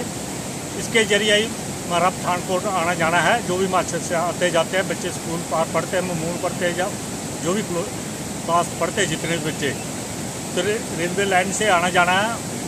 और दूसरा पहले भी गवर्नमेंट को इसके बारे में काफ़ी बोला गया, आम इधर अपने लोकल विधायक को भी इसकी शिकायतें की गई हैं। और दूसरा इसका कोई ये नहीं रेलवे मंत्रालय द्वारा भी कोई संज्ञान नहीं लिया गया। दूसरा ऊपर देखें तो हमारा बस का पुल भी डालने वाला है, इसमें भी दरारें आ गई हैं। अगर ये भी चला गया था इधर से हिमाचल से और पंजाब का आने जाने का संबंध कॉन्टैक्ट टूट जाएगा, फिर आम पब्लिक को बहुत मुश्किल होगी। गरीब लोगों को कितना खमियाजा भुगतना पड़ेगा इसका? ये पूरा खर्चा आम पब्लिक और गरीबों को भुगतना पड़ेगा, क्योंकि इसकी इधर की माइनिंग बिल्कुल बंद होनी चाहिए और उन पर कानूनी कार्रवाई जरूर करनी चाहिए। हाँ जी सर, की नाम ਤੁਹਾਡਾ जी? राजेश पठानिया। राजेश जी, की परेशानी आई है? सर हमारा एक एनजीओ भी है जिसका नाम है हिमाचल मानवाधिकार लोक बॉडी, और हम लोग सोशल एक्टिविटीज़ करते रहते हैं। हमने 2 साल पहले इस पुल की स्थिति देखी इसके, क्योंकि आसपास जो 500-700 मीटर की रेंज में भारी खनन हो रहा था। अभी भी आप देखें तो यहाँ से 500 मीटर दूर जाके कोई 40-50 फुट गहरे और झीलें बनी हुई हैं। तो हमने इसकी शिकायत जो थी वो रेलवे विभाग, रेलवे मंत्रालय को ईमेल द्वारा करी थी, और उनको ये चेताया था कि आपका ये जो रेलवे पुल है ये कभी भी गिर सकता है, तो इसके लिए वक्त रहते आप कोई इंतज़ाम करें। क्योंकि ये जो पुल है आप देखेंगे पठानकोट से जोगिंद्रनगर तक ये नैरो गेज लाइन जाती है, और जो बीच में जो इलाके आते हैं वहाँ पे बस की सुविधा बहुत कम है। और आपने पीछे भी देखा होगा ये जो पुल टूटा जो हमारा रोडवेज का, तो इसमें भी जो लोकल लोग थे वो पुल से ही वापस जाते थे। जो लोकल लोग थे वो रेलवे पुल से आस पास जाते, क्योंकि सारे बच्चे हमारे पंजाब में पढ़ते हैं, पठानकोट जाते हैं, बड़े बुजुर्ग या कोई हॉस्पिटल है तो वो इसी से जाते हैं। तो आप देखें कि वहाँ जो सूर्या नगरोटा वो जो इलाके हैं वो रेलवे से ही सफ़र करते हैं, और इसको 3-4 महीने से बंद कर दिया गया, क्योंकि इसके पिल्लरों में जो क्रैक आगे हुए थे, आप अभी भी यहाँ पे देख सकते हैं कि क्रैक आगे हुए थे। और उस वजह से हमने एक बार फिर से ये चेताया और प्रेस में भी निकलवाया, पर बरसात भारी हो रही थी। आप देख रहे हैं कि चक्की किस तरह से अपना विकराल रूप ले रही है, और यहाँ पे माइनिंग के नाम पे सरकारों ने कुछ नहीं किया। और इसका मुझे लग रहा है कि ये 32 नंबर ब्रिज है उनकी लैंग्वेज में, और इसका एक टेंडर हुआ था शायद 10-11 करोड़ का, और उसको रिपेयर के नाम पे वो लिपापोती की गई। आप नीचे के पिलर देखें तो वहाँ भी जो है वो नीचे से खाली हो चुके हैं, ऊपर प्लास्टर है और नीचे से वो पत्थर जो वो साफ दिख रहे हैं, और बाकी के भी पुल किसी भी समय गिर सकते हैं। हमारी एक बार फिर केंद्र सरकार से और रेलवे मंत्रालय से ये निवेदन है कि कृपया संज्ञान लें, और इसका खमियाजा जो वो आम जनता को भुगतना पड़ता है। मेरा बस इतना ही है। ਅੱਜ ਸੁਲਤਾਨਪੁਰ ਲੋਧੀ ਵਿੱਚ ਅਵਾਰਾ ਗਾਂ ਨੇ ਇੱਕ ਦੀ ਜਾਨ ਲੈ ਲਈ ਤੇ ਕਈ ਜ਼ਖਮੀ ਹਨ। ਹਾਦਸਾ ਤਾਸ਼ਪੁਰ ਮੋੜ ਤੇ ਪੇਸ਼ ਆਇਆ। ਪਰਿਵਾਰ ਮੁਤਾਬਕ ਮਰਨ ਵਾਲਾ ਆਪਣੇ ਪਰਿਵਾਰ ਨੂੰ ਲੈ ਕੇ ਜਲੰਧਰ ਵੱਲ ਨੂੰ ਜਾ ਰਿਹਾ ਸੀ ਕਿ ਰਸਤੇ ਵਿੱਚ ਹਾਦਸਾ ਪੇਸ਼ ਆ ਗਿਆ। ਅਵਾਰਾ ਪਸ਼ੂਆਂ ਨਾਲ ਸੜਕੀ ਹਾਦਸੇ ਦਾ ਇਹ ਕੋਈ ਪਹਿਲਾ ਮਾਮਲਾ ਨਹੀਂ ਹੈ। ਇਸ ਤੋਂ ਪਹਿਲਾਂ ਵੀ ਕਈ ਕੀਮਤੀ ਜਾਨਾਂ ਜਾ ਚੁੱਕੀਆਂ ਨੇ। ਅਸੀਂ ਤੇ ਘਰੇ ਸੀਗਾ, ਸਾਨੂੰ ਫੋਨ ਗਿਆ ਤਾਸ਼ਪੁਰ ਐਕਸੀਡੈਂਟ ਹੋਇਆ, ਗਾਂ ਦੇ ਵਿੱਚ ਵੱਜਿਆ ਜੀ। ਕੀ ਲੱਗਦਾ ਮ੍ਰਿਤਕ ਤੁਹਾਡਾ? ਮੇਰਾ ਜਵਾਈ ਸੀ। ਜਵਾਈ ਸੀ। ਕਿੰਨੇ ਜਣੇ ਜ਼ਖਮੀ ਹੋਏ ਆ ਤੇ ਕੀ ਆ? ਆਪਣੇ ਇੱਕ ਗੁੜੀਆ ਸੀਗੀ ਤੇ ਇੱਕ ਮੇਰੀ ਕੁੜੀ ਸੀ ਤੇ 2 ਮੁੰਡੇ ਸੀ, 2 ਮੁੰਡੇ ਬਚ ਗਏ ਆ, ਉਹ ਨਹੀਂ ਜ਼ਖਮੀ ਹੋਏ। ਇੱਕ ਮੇਰੀ ਦੋਤੀ, ਇੱਕ ਮੇਰੀ ਕੁੜੀ, ਤੇ ਜਿਹੜਾ ਮੇਰਾ ਜਵਾਈ ਸੀ ਉਹਦੀ ਡੈਥ ਹੋ ਗਈ ਆ। ਜਵਾਈ ਦਾ ਨਾਮ ਕੀ ਸੀ? ਜਵਾਈ ਦਾ ਨਾਮ ਸੁੱਖਾ ਸੀ ਜੀ। ਤੇ ਮੋਟਰਸਾਈਕਲ ਤੇ ਆ ਰਹੇ ਸੀ? ਹਾਂਜੀ ਮੋਟਰਸਾਈਕਲ ਆ ਰਹੇ ਸੀ। ਕਿਹਨੂੰ ਜਾ ਰਹੇ? ਇਹ ਸ਼ਾਹਕੋਟ ਤੋਂ ਆ ਰਹੇ ਸੀਗੇ ਪਿੰਡ ਬੋੜ ਵਾਲੇ ਨੂੰ। ਤਾਜਪੁਰ ਲਾਗੇ ਐਕਸੀਡੈਂਟ ਹੋਇਆ ਜੀ। ਜ਼ਖਮੀਆਂ ਦਾ ਕੀ ਨਾਮ? ਜ਼ਖਮੀ ਨਾਂ ਇੱਕ ਹੈਗਾ ਨੰਨਿਆ ਤੇ ਇੱਕ ਨਾਂ ਹੈਗਾ ਜੋਤੀ, ਜਿਹੜੀ ਲੜਕੀ ਮੇਰੀ ਹੈ। ਤੇ ਮੰਗ ਕੀ ਕਰਨੀ ਚਾਹੁੰਦੇ ਹੋ ਸਰਕਾਰ ਨੂੰ? ਸਰਕਾਰ ਨੂੰ ਹੀ ਮੰਗ ਕਰਨੀ ਚਾਹੀਦੀ ਵੀ ਜਿਹੜਾ ਹੁਣ ਆਪਣਾ ਜਵਾਈ ਮੇਰਾ ਹੀ ਉਹ ਚੱਲ ਵਸਿਆ, ਗਾਂ ਬੱਚਿਆਂ ਦੀ ਦੇਖਭਾਲ ਹੋ ਜਾਵੇ ਜੀ। ਕੋਈ ਮਦਦ ਦੀ ਗੁਹਾਰ ਦੀ? ਹਾਂਜੀ ਹਾਂਜੀ ਮਦਦ ਦੀ। ਹਾਂ ਗਾਂ ਕੇ ਨਿੱਕੇ ਨਿੱਕੇ ਬੱਚੇ ਆ ਜੇ। ਕਿੰਨੇ ਬੱਚੇ ਆ ਕੁੱਲ? ਕੁੱਲ 2 ਮੁੰਡੇ ਇੱਕ ਲੜਕੀ ਹੈ ਜੀ। ਜ਼ਿਲ੍ਹਾ ਗੁਰਦਾਸਪੁਰ ਦੇ ਕਸਬਾ ਕਲਾਨੌਰ ਵਿਖੇ ਭਗਵਾਨ ਸ਼੍ਰੀ ਕ੍ਰਿਸ਼ਨ ਦੇ ਜਨਮ ਦਿਵਸ ਦੇ ਪਾਵਨ ਅਵਸਰ ਤੇ ਸ਼ਹਿਰ ਦੇ ਸਾਰੇ ਮੰਦਰਾਂ ਨੂੰ ਰੋਸ਼ਨੀ ਨਾਲ ਸਜਾਇਆ ਗਿਆ ਹੈ। ਇਸ ਅਵਸਰ ਤੇ ਸਾਰੇ ਮੰਦਰਾਂ 'ਚ ਕ੍ਰਿਸ਼ਨ ਭਗਵਾਨ ਦੀ ਜੀਵਨੀ ਨੂੰ ਭਜਨਾਂ ਰਾਹੀਂ ਗਾਉਣ ਦਾ ਦੌਰ ਵੀ ਚੱਲਦਾ ਆ ਰਿਹਾ ਹੈ। ਉੱਥੇ ਮੁੱਖ ਤੌਰ ਤੇ ਸ਼੍ਰੀ ਬਾਬਾ ਲਾਲ ਜੀ ਦੇ ਮੰਦਿਰ ਤੇ ਪ੍ਰਾਚੀਨ ਮੰਦਿਰ 'ਚ ਅੱਜ ਸਵੇਰ ਤੋਂ ਹੀ ਸ਼ਰਧਾਲੂਆਂ ਦਾ ਆਣਾ ਜਾਣਾ ਲੱਗਿਆ ਹੋਇਆ ਤੇ ਮੰਦਿਰ ਦਾ ਵਿਹੜਾ ਫੁੱਲਾਂ ਨਾਲ ਸਜਿਆ ਹੋਇਆ ਹੈ। ਅਪਾਰ ਕਿਰਪਾ ਦੇ ਨਾਲ ਮਹੰਤ ਸ਼੍ਰੀ ਗੋਪਾਲ ਦਾਸ ਜੀ ਦੀ ਅਪਾਰ ਕਿਰਪਾ ਦੇ ਨਾਲ ਇਸ ਮੰਦਿਰ ਦੀ ਉਸਾਰੀ ਹੋਈ, ਔਰ ਇਸ ਮੰਦਿਰ ਵਿੱਚ ਹਰ ਸਾਲ ਦੂਜ ਦਾ ਦਿਹਾੜਾ ਜੋ ਕਿ ਸਾਲ ਬਾਅਦ ਆਉਂਦਾ ਹੈ, ਔਰ ਹਰ ਮਹੀਨੇ ਬਾਅਦ ਦੂਜ ਦਾ ਦਿਹਾੜਾ ਮਨਾਇਆ ਜਾਂਦਾ ਹੈ, ਔਰ ਜਨਮ ਅਸ਼ਟਮੀ ਦਾ ਤਿਉਹਾਰ ਬੜੀ ਧੂਮਧਾਮ ਨਾਲ ਮਨਾਇਆ ਜਾ ਰਿਹਾ ਹੈ। ਇਸ ਸਾਲ ਵੀ ਹਰ ਸਾਲ ਦੀ ਤਰ੍ਹਾਂ ਸਾਡੇ ਮਹਾਤਮਾ ਜੀ ਸ਼੍ਰੀ ਲਕਸ਼ਮਣ ਦਾਸ ਜੀ ਮਹਾਰਾਜ ਜੀ ਦੀ ਦੇਖ ਰੇਖ ਵਿੱਚ ਇਹ ਪ੍ਰੋਗਰਾਮ ਜਿਹੜਾ ਚੱਲ ਰਿਹਾ ਹੈ, ਔਰ ਸਵੇਰ ਤੋਂ ਹੀ ਸੰਗਤਾਂ ਇਸ ਮੰਦਿਰ ਵਿੱਚ ਆ ਕੇ ਦਰਸ਼ਨ ਮੇਲਾ ਕਰ ਰਹੀਆਂ ਹਨ। ਕ੍ਰਿਸ਼ਨ ਭਗਵਾਨ ਜੀ ਦਾ ਪ੍ਰੋਗਰਾਮ ਅੱਜ ਜਨਮ ਦਿਹਾੜਾ ਸੀ ਉਹਨਾਂ ਦਾ, ਇਸ ਕਰਕੇ ਇਹ ਦਿਨ ਬੜੀ ਧੂਮਧਾਮ ਨਾਲ ਮਨਾਇਆ ਜਾ ਰਿਹਾ ਹੈ। ਵੈਸੇ ਤਾਂ ਕਲਾਨੌਰ ਦੇ ਹਰ ਮੰਦਿਰ ਵਿੱਚ ਇਹ ਦਿਹਾੜਾ ਮਨਾਇਆ ਜਾ ਰਿਹਾ, ਪਰ ਸਾਡੇ ਪ੍ਰੋਗਰਾਮ ਦਾ ਕੋਈ ਖਾਸ ਹੀ ਮਜ਼ਾ ਹੁੰਦਾ ਜੀ। ਇਸ ਪ੍ਰੋਗਰਾਮ 'ਤੇ ਸੰਗਤ ਬੜੀ ਦੂਰ ਦੂਰ ਤੋਂ ਆਉਂਦੀ ਹੈ, ਲਾਗੇ ਦੇ ਨੇੜੇ ਦੇ ਸਾਰੇ ਪਿੰਡਾਂ ਤੋਂ ਤਕਰੀਬਨ 2-2.5 ਹਜ਼ਾਰ ਦੇ ਲਾਗੇ ਚਾਗੇ ਸੰਗਤ ਜਿਹੜੀ ਹੈ ਆ ਕੇ ਸ਼ਾਮ ਤੱਕ ਮੱਥਾ ਟੇਕਦੀ ਹੈ। ਔਰ ਰਾਤ ਨੂੰ ਸਤਸੰਗ ਸਾਡਾ ਚੱਲਦਾ ਹੈ 8 ਵਜੇ ਤੋਂ ਲੈ ਕੇ 12 ਵਜੇ ਤੱਕ ਚੱਲਦਾ ਹੈ ਤੇ ਉਹਦੇ ਵਿੱਚ ਵੱਖ-ਵੱਖ ਤਰ੍ਹਾਂ ਦੀ ਝਾਕੀਆਂ ਬੱਚਿਆਂ ਵੱਲੋਂ ਪੇਸ਼ ਕੀਤੀਆਂ ਜਾਂਦੀਆਂ ਹਨ ਅਤੇ ਮਟਕੀ ਦਾ ਜਿਹੜਾ ਸਾਡਾ ਖਾਸ ਪ੍ਰੋਗਰਾਮ ਹੈ, ਮਟਕੀ ਕ੍ਰਿਸ਼ਨ ਭਗਵਾਨ ਜੀ ਆਪਣੇ ਗਵਾਲਿਆਂ ਦੇ ਨਾਲ ਰਲ ਕੇ ਮਟਕੀ ਤੋੜਦੇ ਹਨ ਔਰ ਉਹ ਬੜਾ ਸ਼ਾਨਦਾਰ ਨਜ਼ਾਰਾ ਹੁੰਦਾ ਜੀ।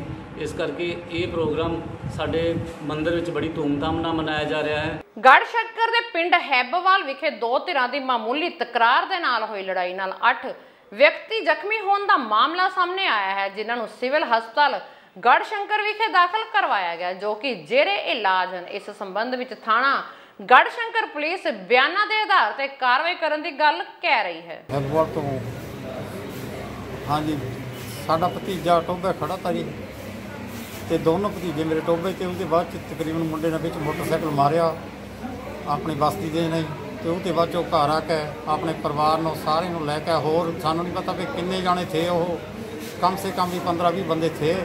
ਉਹ ਨਹੀਂ ਆ ਕੇ ਸਾਡੇ ਘਰ ਆ ਕੇ ਹਮਲਾ ਕਰਤਾ। ਟਾਈਮ ਹੈਗਾ ਜੀ ਘੱਟ ਤੋਂ ਘੱਟ 8 ਦੇ 9 ਦੇ ਵਿਚਕਾਰ ਦਾ ਟਾਈਮ ਹੈ ਜੀ। ਉਹਨਾਂ ਤਕਰੀਬਨ ਇਹਦੇ ਵਿੱਚ ਸਾਡੇ ਕਰੀਆਂ ਇਹਨਾਂ ਡਾਂਗਾ ਸੋਠੀਆਂ ਤੇ ਤਰਕਾਨਾਂ ਗਡਾਸੀਆਂ ਲੈ ਕੇ ਸਾਨੂੰ ਪਤਾ ਹੀ ਨਹੀਂ ਰਿਹਾ ਜੀ ਕਿ ਕਿਆ ਸਾਡੇ ਭਰਾ ਪਿਆ ਖੜੇ ਪੈਰੇ। ਅਸੀਂ ਤਾਂ ਬਸ ਬੇਸੁਰਤੇ ਹੋ ਗਏ, ਸਾਡਾ ਭਾਈ ਵੀ ਉਹ ਬੇਸੁਰਤੇ ਤਾਂ ਜੀ। ਅਸੀਂ ਤਾਂ ਇਹ ਚਾਹੁੰਦੇ ਹਾਂ ਵੀ ਸਾਨੂੰ ਕਿਸੇ ਵੀ ਤਰ੍ਹਾਂ ਇਨਸਾਫ ਦਿਵਾਇਆ ਜਾਵੇ ਜੀ। ਸਾਡੇ ਘਰ ਦੇ ਜੀ ਕਮ ਸੇ ਕਮ ਵੀ 11-12 ਦੇ 11 ਬੱਚਿਆਂ ਸਮੇਤ ਹੈ ਜੀ। ਸਾਡੇ ਕੰਮ ਦੇ ਜੀ 3 ਹੈ ਜੀ ਅਸੀਂ। ਤੇ ਉਹਦਾ ਕਿੰਨੇ ਲੋਕਾਂ ਦੇ ਸੱਟ ਲੱਗੀ ਤੁਹਾਡੇ? 5 ਦੇ ਜੀ। ਮੇਰਾ ਮੁੰਡਾ ਗੱਡੀ ਭਰ ਕੇ ਤੱਕ ਖੂਹੀ ਤੇ ਆਇਆ, ਇਹ ਆਪਣੇ ਤਾਏ ਦੇ ਮੁੰਡੇ ਨੂੰ ਛੱਡਣ ਗਿਆ। ਜਦ ਦੋਏ ਦੇ ਤਾਂ ਕੁਛ ਨਹੀਂ ਕਿਹਾ, ਜਦ ਇਕੱਲਾ ਮੁੜ ਕੇ ਆਇਆ ਅੱਡੇ ਦਾ ਕੋਲ ਹੀ ਮੋਟਰਸਾਈਕਲ ਮੋਹਰਾ ਲਾ ਕੇ ਘੇਰ ਗਿਆ, ਇਹਨੂੰ ਬਾਲ ਬੂਲ ਪੱਟੇ ਦੀ ਪਾਰਨਾ ਖੋਲ੍ਹ ਦਿੱਤਾ। ਇਹਨਾਂ ਆ ਕੇ ਘਰੇ ਸਾਨੂੰ ਦੱਸਿਆ, ਅਸੀਂ ਕਿਹਾ ਚਲੋ ਕੋਈ ਨਹੀਂ, ਇਹਨਾਂ ਨੂੰ ਪੁੱਛਦੇ ਹਾਂ, ਅਸੀਂ ਰਾਤ ਬਰਾਤ ਆਉਂਦੇ ਹਾਂ ਇਹ ਕਿਉਂ ਘੇਰਿਆ, ਕਿਉਂ ਕਿਆ ਕੀਤਾ।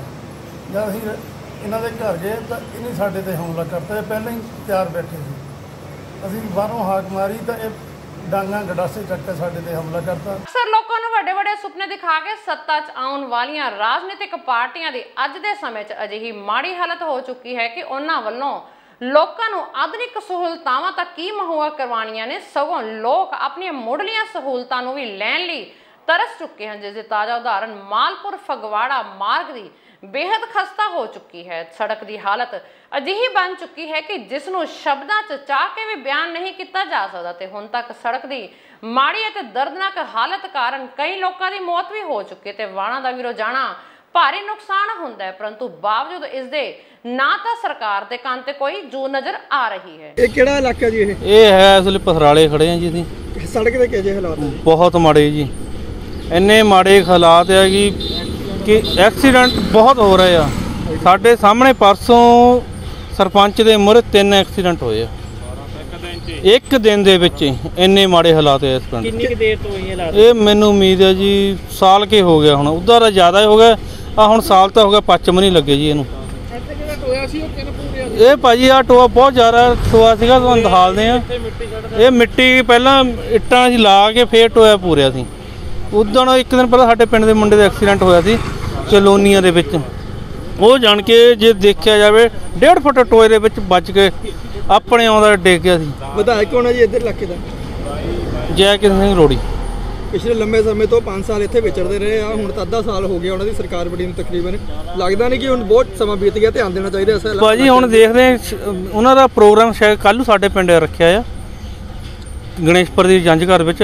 ਅਸੀਂ ਉਹਨਾਂ ਦੇ ਕੋਲੇ ਮੁੱਦਾ ਰੱਖਾਂਗੇ। ਇਹ ਜਿਹੜਾ ਧਰਨਾ ਲੱਗਾ ਸੀ ਉਹਦਾ ਵੀ ਅਸਰ ਹੋਇਆ? ਭਾਜੀ ਉਹਦਾ ਕੋਈ ਅਸਰ ਨਹੀਂ ਹੋਇਆ। ਵਿਧਾਇਕਾਂ ਦੀ ਤਸਵੀਰ ਸੋਸ਼ਲ ਮੀਡੀਆ ਤੇ ਹੋ ਰਹੀ ਵਾਇਰਲ। ਵਿਧਾਇਕਾਂ ਨੇ ਦੇਸ਼ ਦੇ ਮਹਾਪੁਰਸ਼ਾਂ ਦੀਆਂ ਤਸਵੀਰਾਂ ਨਾਲ ਲਗਾਈ ਆਪਣੀ ਤਸਵੀਰ ਨਿੰਦਣਯੋਗ। ਸੰਦੀਪ ਸ਼ੁਕਲਾ ਨੌਜਵਾਨਾਂ ਨੇ ਮਨ ਨੂੰ ਪਹੁੰਚੀ ਠੇਸ। ਸੰਦੀਪ ਸ਼ੁਕਲਾ ਬੇहद ਅਫਸੋਸ ਹੈ ਕਿ ਆਮ ਆਦਮੀ ਪਾਰਟੀ ਦੀ ਲੁਧਿਆਣਾ ਤੋਂ ਵਿਧਾਇਕ ਬੀਬੀ ਰਜਿੰਦਰਪਾਲ ਕੌਰ ਛੀਨਾ ਨੇ ਅਰਵਿੰਦ ਕੇਜਰੀਵਾਲ ਦੀ ਫੋਟੋ ਨੂੰ ਬਾਬਾ ਸਾਹਿਬ ਡਾਕਟਰ ਭੀਮ ਰਾਓ ਅੰਬੇਦਕਰ ਤੋਂ ਪਹਿਲਾਂ ਰੱਖਿਆ ਹੈ ਤੇ ਆਪਣੀ ਫੋਟੋ ਸ਼ਹੀਦ ਭਗਤ ਸਿੰਘ ਤੋਂ ਪਹਿਲਾਂ ਰੱਖੀ ਹੋਈ ਹੈ। ਸ਼ਾਇਦ ਬੀਬੀ ਜੀ ਡਾਕਟਰ ਅੰਬੇਦਕਰ ਜੀ ਤੇ ਸ਼ਹੀਦ ਭਗਤ ਸਿੰਘ ਦੀ ਕੁਰਬਾਨੀ ਨੂੰ ਆਪਣੀ ਵਿਧਾਇਕੀ ਤੇ ਕੇਜਰੀਵਾਲ ਤੋਂ ਛੋਟਾ ਸਮਝਦੇ ਹਨ। ਸਤਿ ਸ਼੍ਰੀ ਅਕਾਲ ਜੀ, ਮੈਂ ਤੁਹਾਡਾ ਆਪਣਾ ਸੰਦੀਪ ਸ਼ੁਕਲਾ ਅੱਜ ਗੱਲ ਕਰ ਰਿਹਾ ਆਮ ਆਦਮੀ ਪਾਰਟੀ ਦੇ ਵਿਵਹਾਰ ਤੇ ਚਰਿੱਤਰ ਦੀ। ਅੱਜ ਮਨ ਨੂੰ ਬੜੀ ਠੇਸ ਪਹੁੰਚੀ ਹੈ। ਇੱਕ ਤਸਵੀਰ ਦੇਖੀ ਮੈਂ ਮੈਨੂੰ ਲੱਗਦਾ ਹੈ ਉਹ ਤਸਵੀਰ ਦੇਖਣ ਤੋਂ ਬਾਅਦ ਹਰ ਯੁਵਾ ਦੇ ਦਿਲ ਦੇ ਵਿੱਚ ਠੇਸ ਪਹੁੰਚੇਗੀ, ਕਿਉਂਕਿ ਮੈਂ ਦੇਖ ਰਿਹਾ ਕਿ ਸਾਡੇ ਭਾਰਤ ਰਤਨ ਰਹੇ ਡਾਕਟਰ ਭੀਮ ਰਾਓ ਅੰਬੇਦਕਰ ਬਾਬਾ ਸਾਹਿਬ ਜੀ ਦੀ ਤਸਵੀਰ ਨੂੰ ਇੱਕ ਵਿਧਾਇਕਾ ਸਾਹਿਬ ਦੇ ਦਫ਼ਤਰ ਵਿੱਚ ਕਈ ਤਸਵੀਰਾਂ ਲੱਗੀਆਂ, ਜਿੱਥੇ ਪਹਿਲੀ ਤਸਵੀਰ ਲਾਈ ਗਈ ਅਰਵਿੰਦ ਕੇਜਰੀਵਾਲ ਦੀ, ਜੋ ਕਿ ਦਿੱਲੀ ਦੇ ਮੁੱਖ ਮੰਤਰੀ ਨੇ। ਪੰਜਾਬ ਨਾਲ ਕੋਈ ਲੈਣਾ ਦੇਣਾ ਨਹੀਂ, ਪੰਜਾਬ ਲਈ ਕੋਈ ਉਪਲਬਧੀ ਨਹੀਂ, ਪੰਜਾਬ ਲਈ ਕੋਈ ਸੰਘਰਸ਼ ਨਹੀਂ, ਉਸ ਬੰਦੇ ਦੀ ਤਸਵੀਰ ਨੂੰ ਪਹਿਲਾਂ ਲਾ ਦਿੱਤਾ ਗਿਆ। ਦੂਸਰੀ ਤਸਵੀਰ ਸਾਡੇ ਬਾਬਾ ਸਾਹਿਬ ਦੀ ਲਾਈ ਗਈ, ਜਿਨ੍ਹਾਂ ਨੇ ਦੇਸ਼ ਲਈ ਸੰਵਿਧਾਨ ਲਿਖਿਆ। ਤੀਸਰੀ ਤਸਵੀਰ ਸਾਡੇ ਹਲਕੇ ਦੀ MLA ਸਾਹਿਬਾ ਦੀ ਲਾਈ ਗਈ। ਉਸ ਤੋਂ ਬਾਅਦ ਮਹਾਨ ਸ਼ਖਸੀ ਸਰਦਾਰ ਭਗਤ ਸਿੰਘ ਦੀ ਤਸਵੀਰ ਲਾਈ ਗਈ। ਸੋ ਕਿੰਨੀ ਨਿੰਦਣਯੋਗ ਗੱਲ ਹੈ ਕਿ ਇਹਨੇ ਮਹਾਂਪੁਰਸ਼ਾਂ ਦੀ ਤਸਵੀਰਾਂ ਨੂੰ ਅਸੀਂ ਆਪਣੇ ਨਾਲ ਜੋੜ ਕੇ ਚੱਲ ਰਹੇ ਹਾਂ। ਇਸ ਨੂੰ ਅਨਪੜ੍ਹਤਾ ਨਾ ਕਹੀਏ ਤੇ ਕੀ ਕਹੀਏ। ਆਪਾਂ ਗੱਲ ਕਰਦੇ ਸੀ ਸਿੱਖਿਆ ਦੀ, ਪਹਿਲਾਂ ਆਪ ਤਾਂ ਕੁਝ ਸਿੱਖ ਲਓ ਯਾਰ, ਫਿਰ ਜੇ ਅਸੀਂ ਬੋਲਾਂਗੇ ਫਿਰ ਅਸੀਂ ਮਾੜੇ ਹਾਂ, ਅਸੀਂ ਤੁਹਾਡੇ ਦੁਸ਼ਮਣ ਹੋ ਜਾਂਦੇ ਹਾਂ। ਫਿਰ ਸਿਸਟਮ ਰਾਹੀਂ ਸਾਨੂੰ ਤੁਸੀਂ ਘੇਰਨਾ ਸ਼ੁਰੂ ਕਰ ਦਿਓ ਵੀ ਕਿਹੜੇ ਪਰਚੇ 'ਚ ਘੇਰ ਲਈਏ। ਸੋ ਇਦਾਂ ਨਾ ਕਰੋ। ਮੈਂ ਆਪ ਜੀ ਨੂੰ ਕੋਈ ਮਾੜਾ ਚੰਗਾ ਨਹੀਂ ਕਹਿਣਾ ਸਰਕਾਰ ਜੀ, ਮੈਂ ਸਿਰਫ ਇੰਨੀ ਗੱਲ ਕਹਿਣਾ ਕਿ ਸਾਡੇ ਯੁਵਾਵਾਂ ਦਾ, ਸਾਡੇ ਦੇਸ਼ ਵਾਸੀਆਂ ਦੀ ਭਾਵਨਾਵਾਂ ਦਾ ਖਿਆਲ ਰੱਖੋ। ਠੀਕ ਹੈ, ਤੁਹਾਡੀ ਸਰਕਾਰ ਹੈ, ਕੋਈ ਗੱਲ ਨਹੀਂ। ਸੋ ਧੰਨਵਾਦ। ਦੇਸ਼ ਵਾਸੀਆਂ ਨੂੰ ਅਪੀਲ ਹੈ ਕਿ ਐਸੇ ਲੋਕਾਂ ਨੂੰ ਜੋ ਸਾਡੇ ਮਹਾਂਪੁਰਸ਼ਾਂ ਨੂੰ ਆਪਣੇ ਨਾਲ ਜੋੜ ਕੇ ਚੱਲਦੇ ਨੇ, ਇਹਨਾਂ ਨੂੰ ਪੁੱਛੋ ਤੁਹਾਡੀ ਉਪਲਬਧੀ ਕੀ ਹੈ ਦੇਸ਼ ਲਈ, ਤੁਸੀਂ ਕੀਤਾ ਕੀ ਹੈ। ਬਾਕੀ ਸਮੇਂ ਆਉਣ ਤੇ ਇਹ ਪਬਲਿਕ ਹੈ, ਇਹ ਸਭ ਜਾਣਦੀ ਹੈ, ਜਵਾਬ ਦੇਗੀ। ਮੈਂ ਤਾਂ ਇੰਨੀਆਂ ਕਿ ਗੱਲਾਂ ਕਹਾਂਗਾ, ਕਿਉਂਕਿ ਮੇਰੇ ਲਈ ਤਾਂ ਫਿਰ ਇੱਕੋ ਗੱਲ ਕਹਿੰਦੇ ਆ ਵੀ ਉਹ ਬੋਲਦਾ ਹੈ ਤੇ ਮੇਰਾ ਬੋਲਣਾ ਬਣਦਾ ਹੈ। ਦੋਸਤੋ, ਇਸ ਨਾਲ ਦੀਆਂ ਖਾਸ ਖਬਰਾਂ, ਨਵੀਆਂ ਤੇ ਤਾਜ਼ਾ ਖਬਰਾਂ ਲੈ ਕੇ ਫੇਰ ਹਾਜ਼ਰ ਹੋਵਾਂਗੇ। ਤਦ ਤੱਕ ਦਿਓ ਇਜਾਜ਼ਤ, ਰੱਬ ਰਾਖਾ।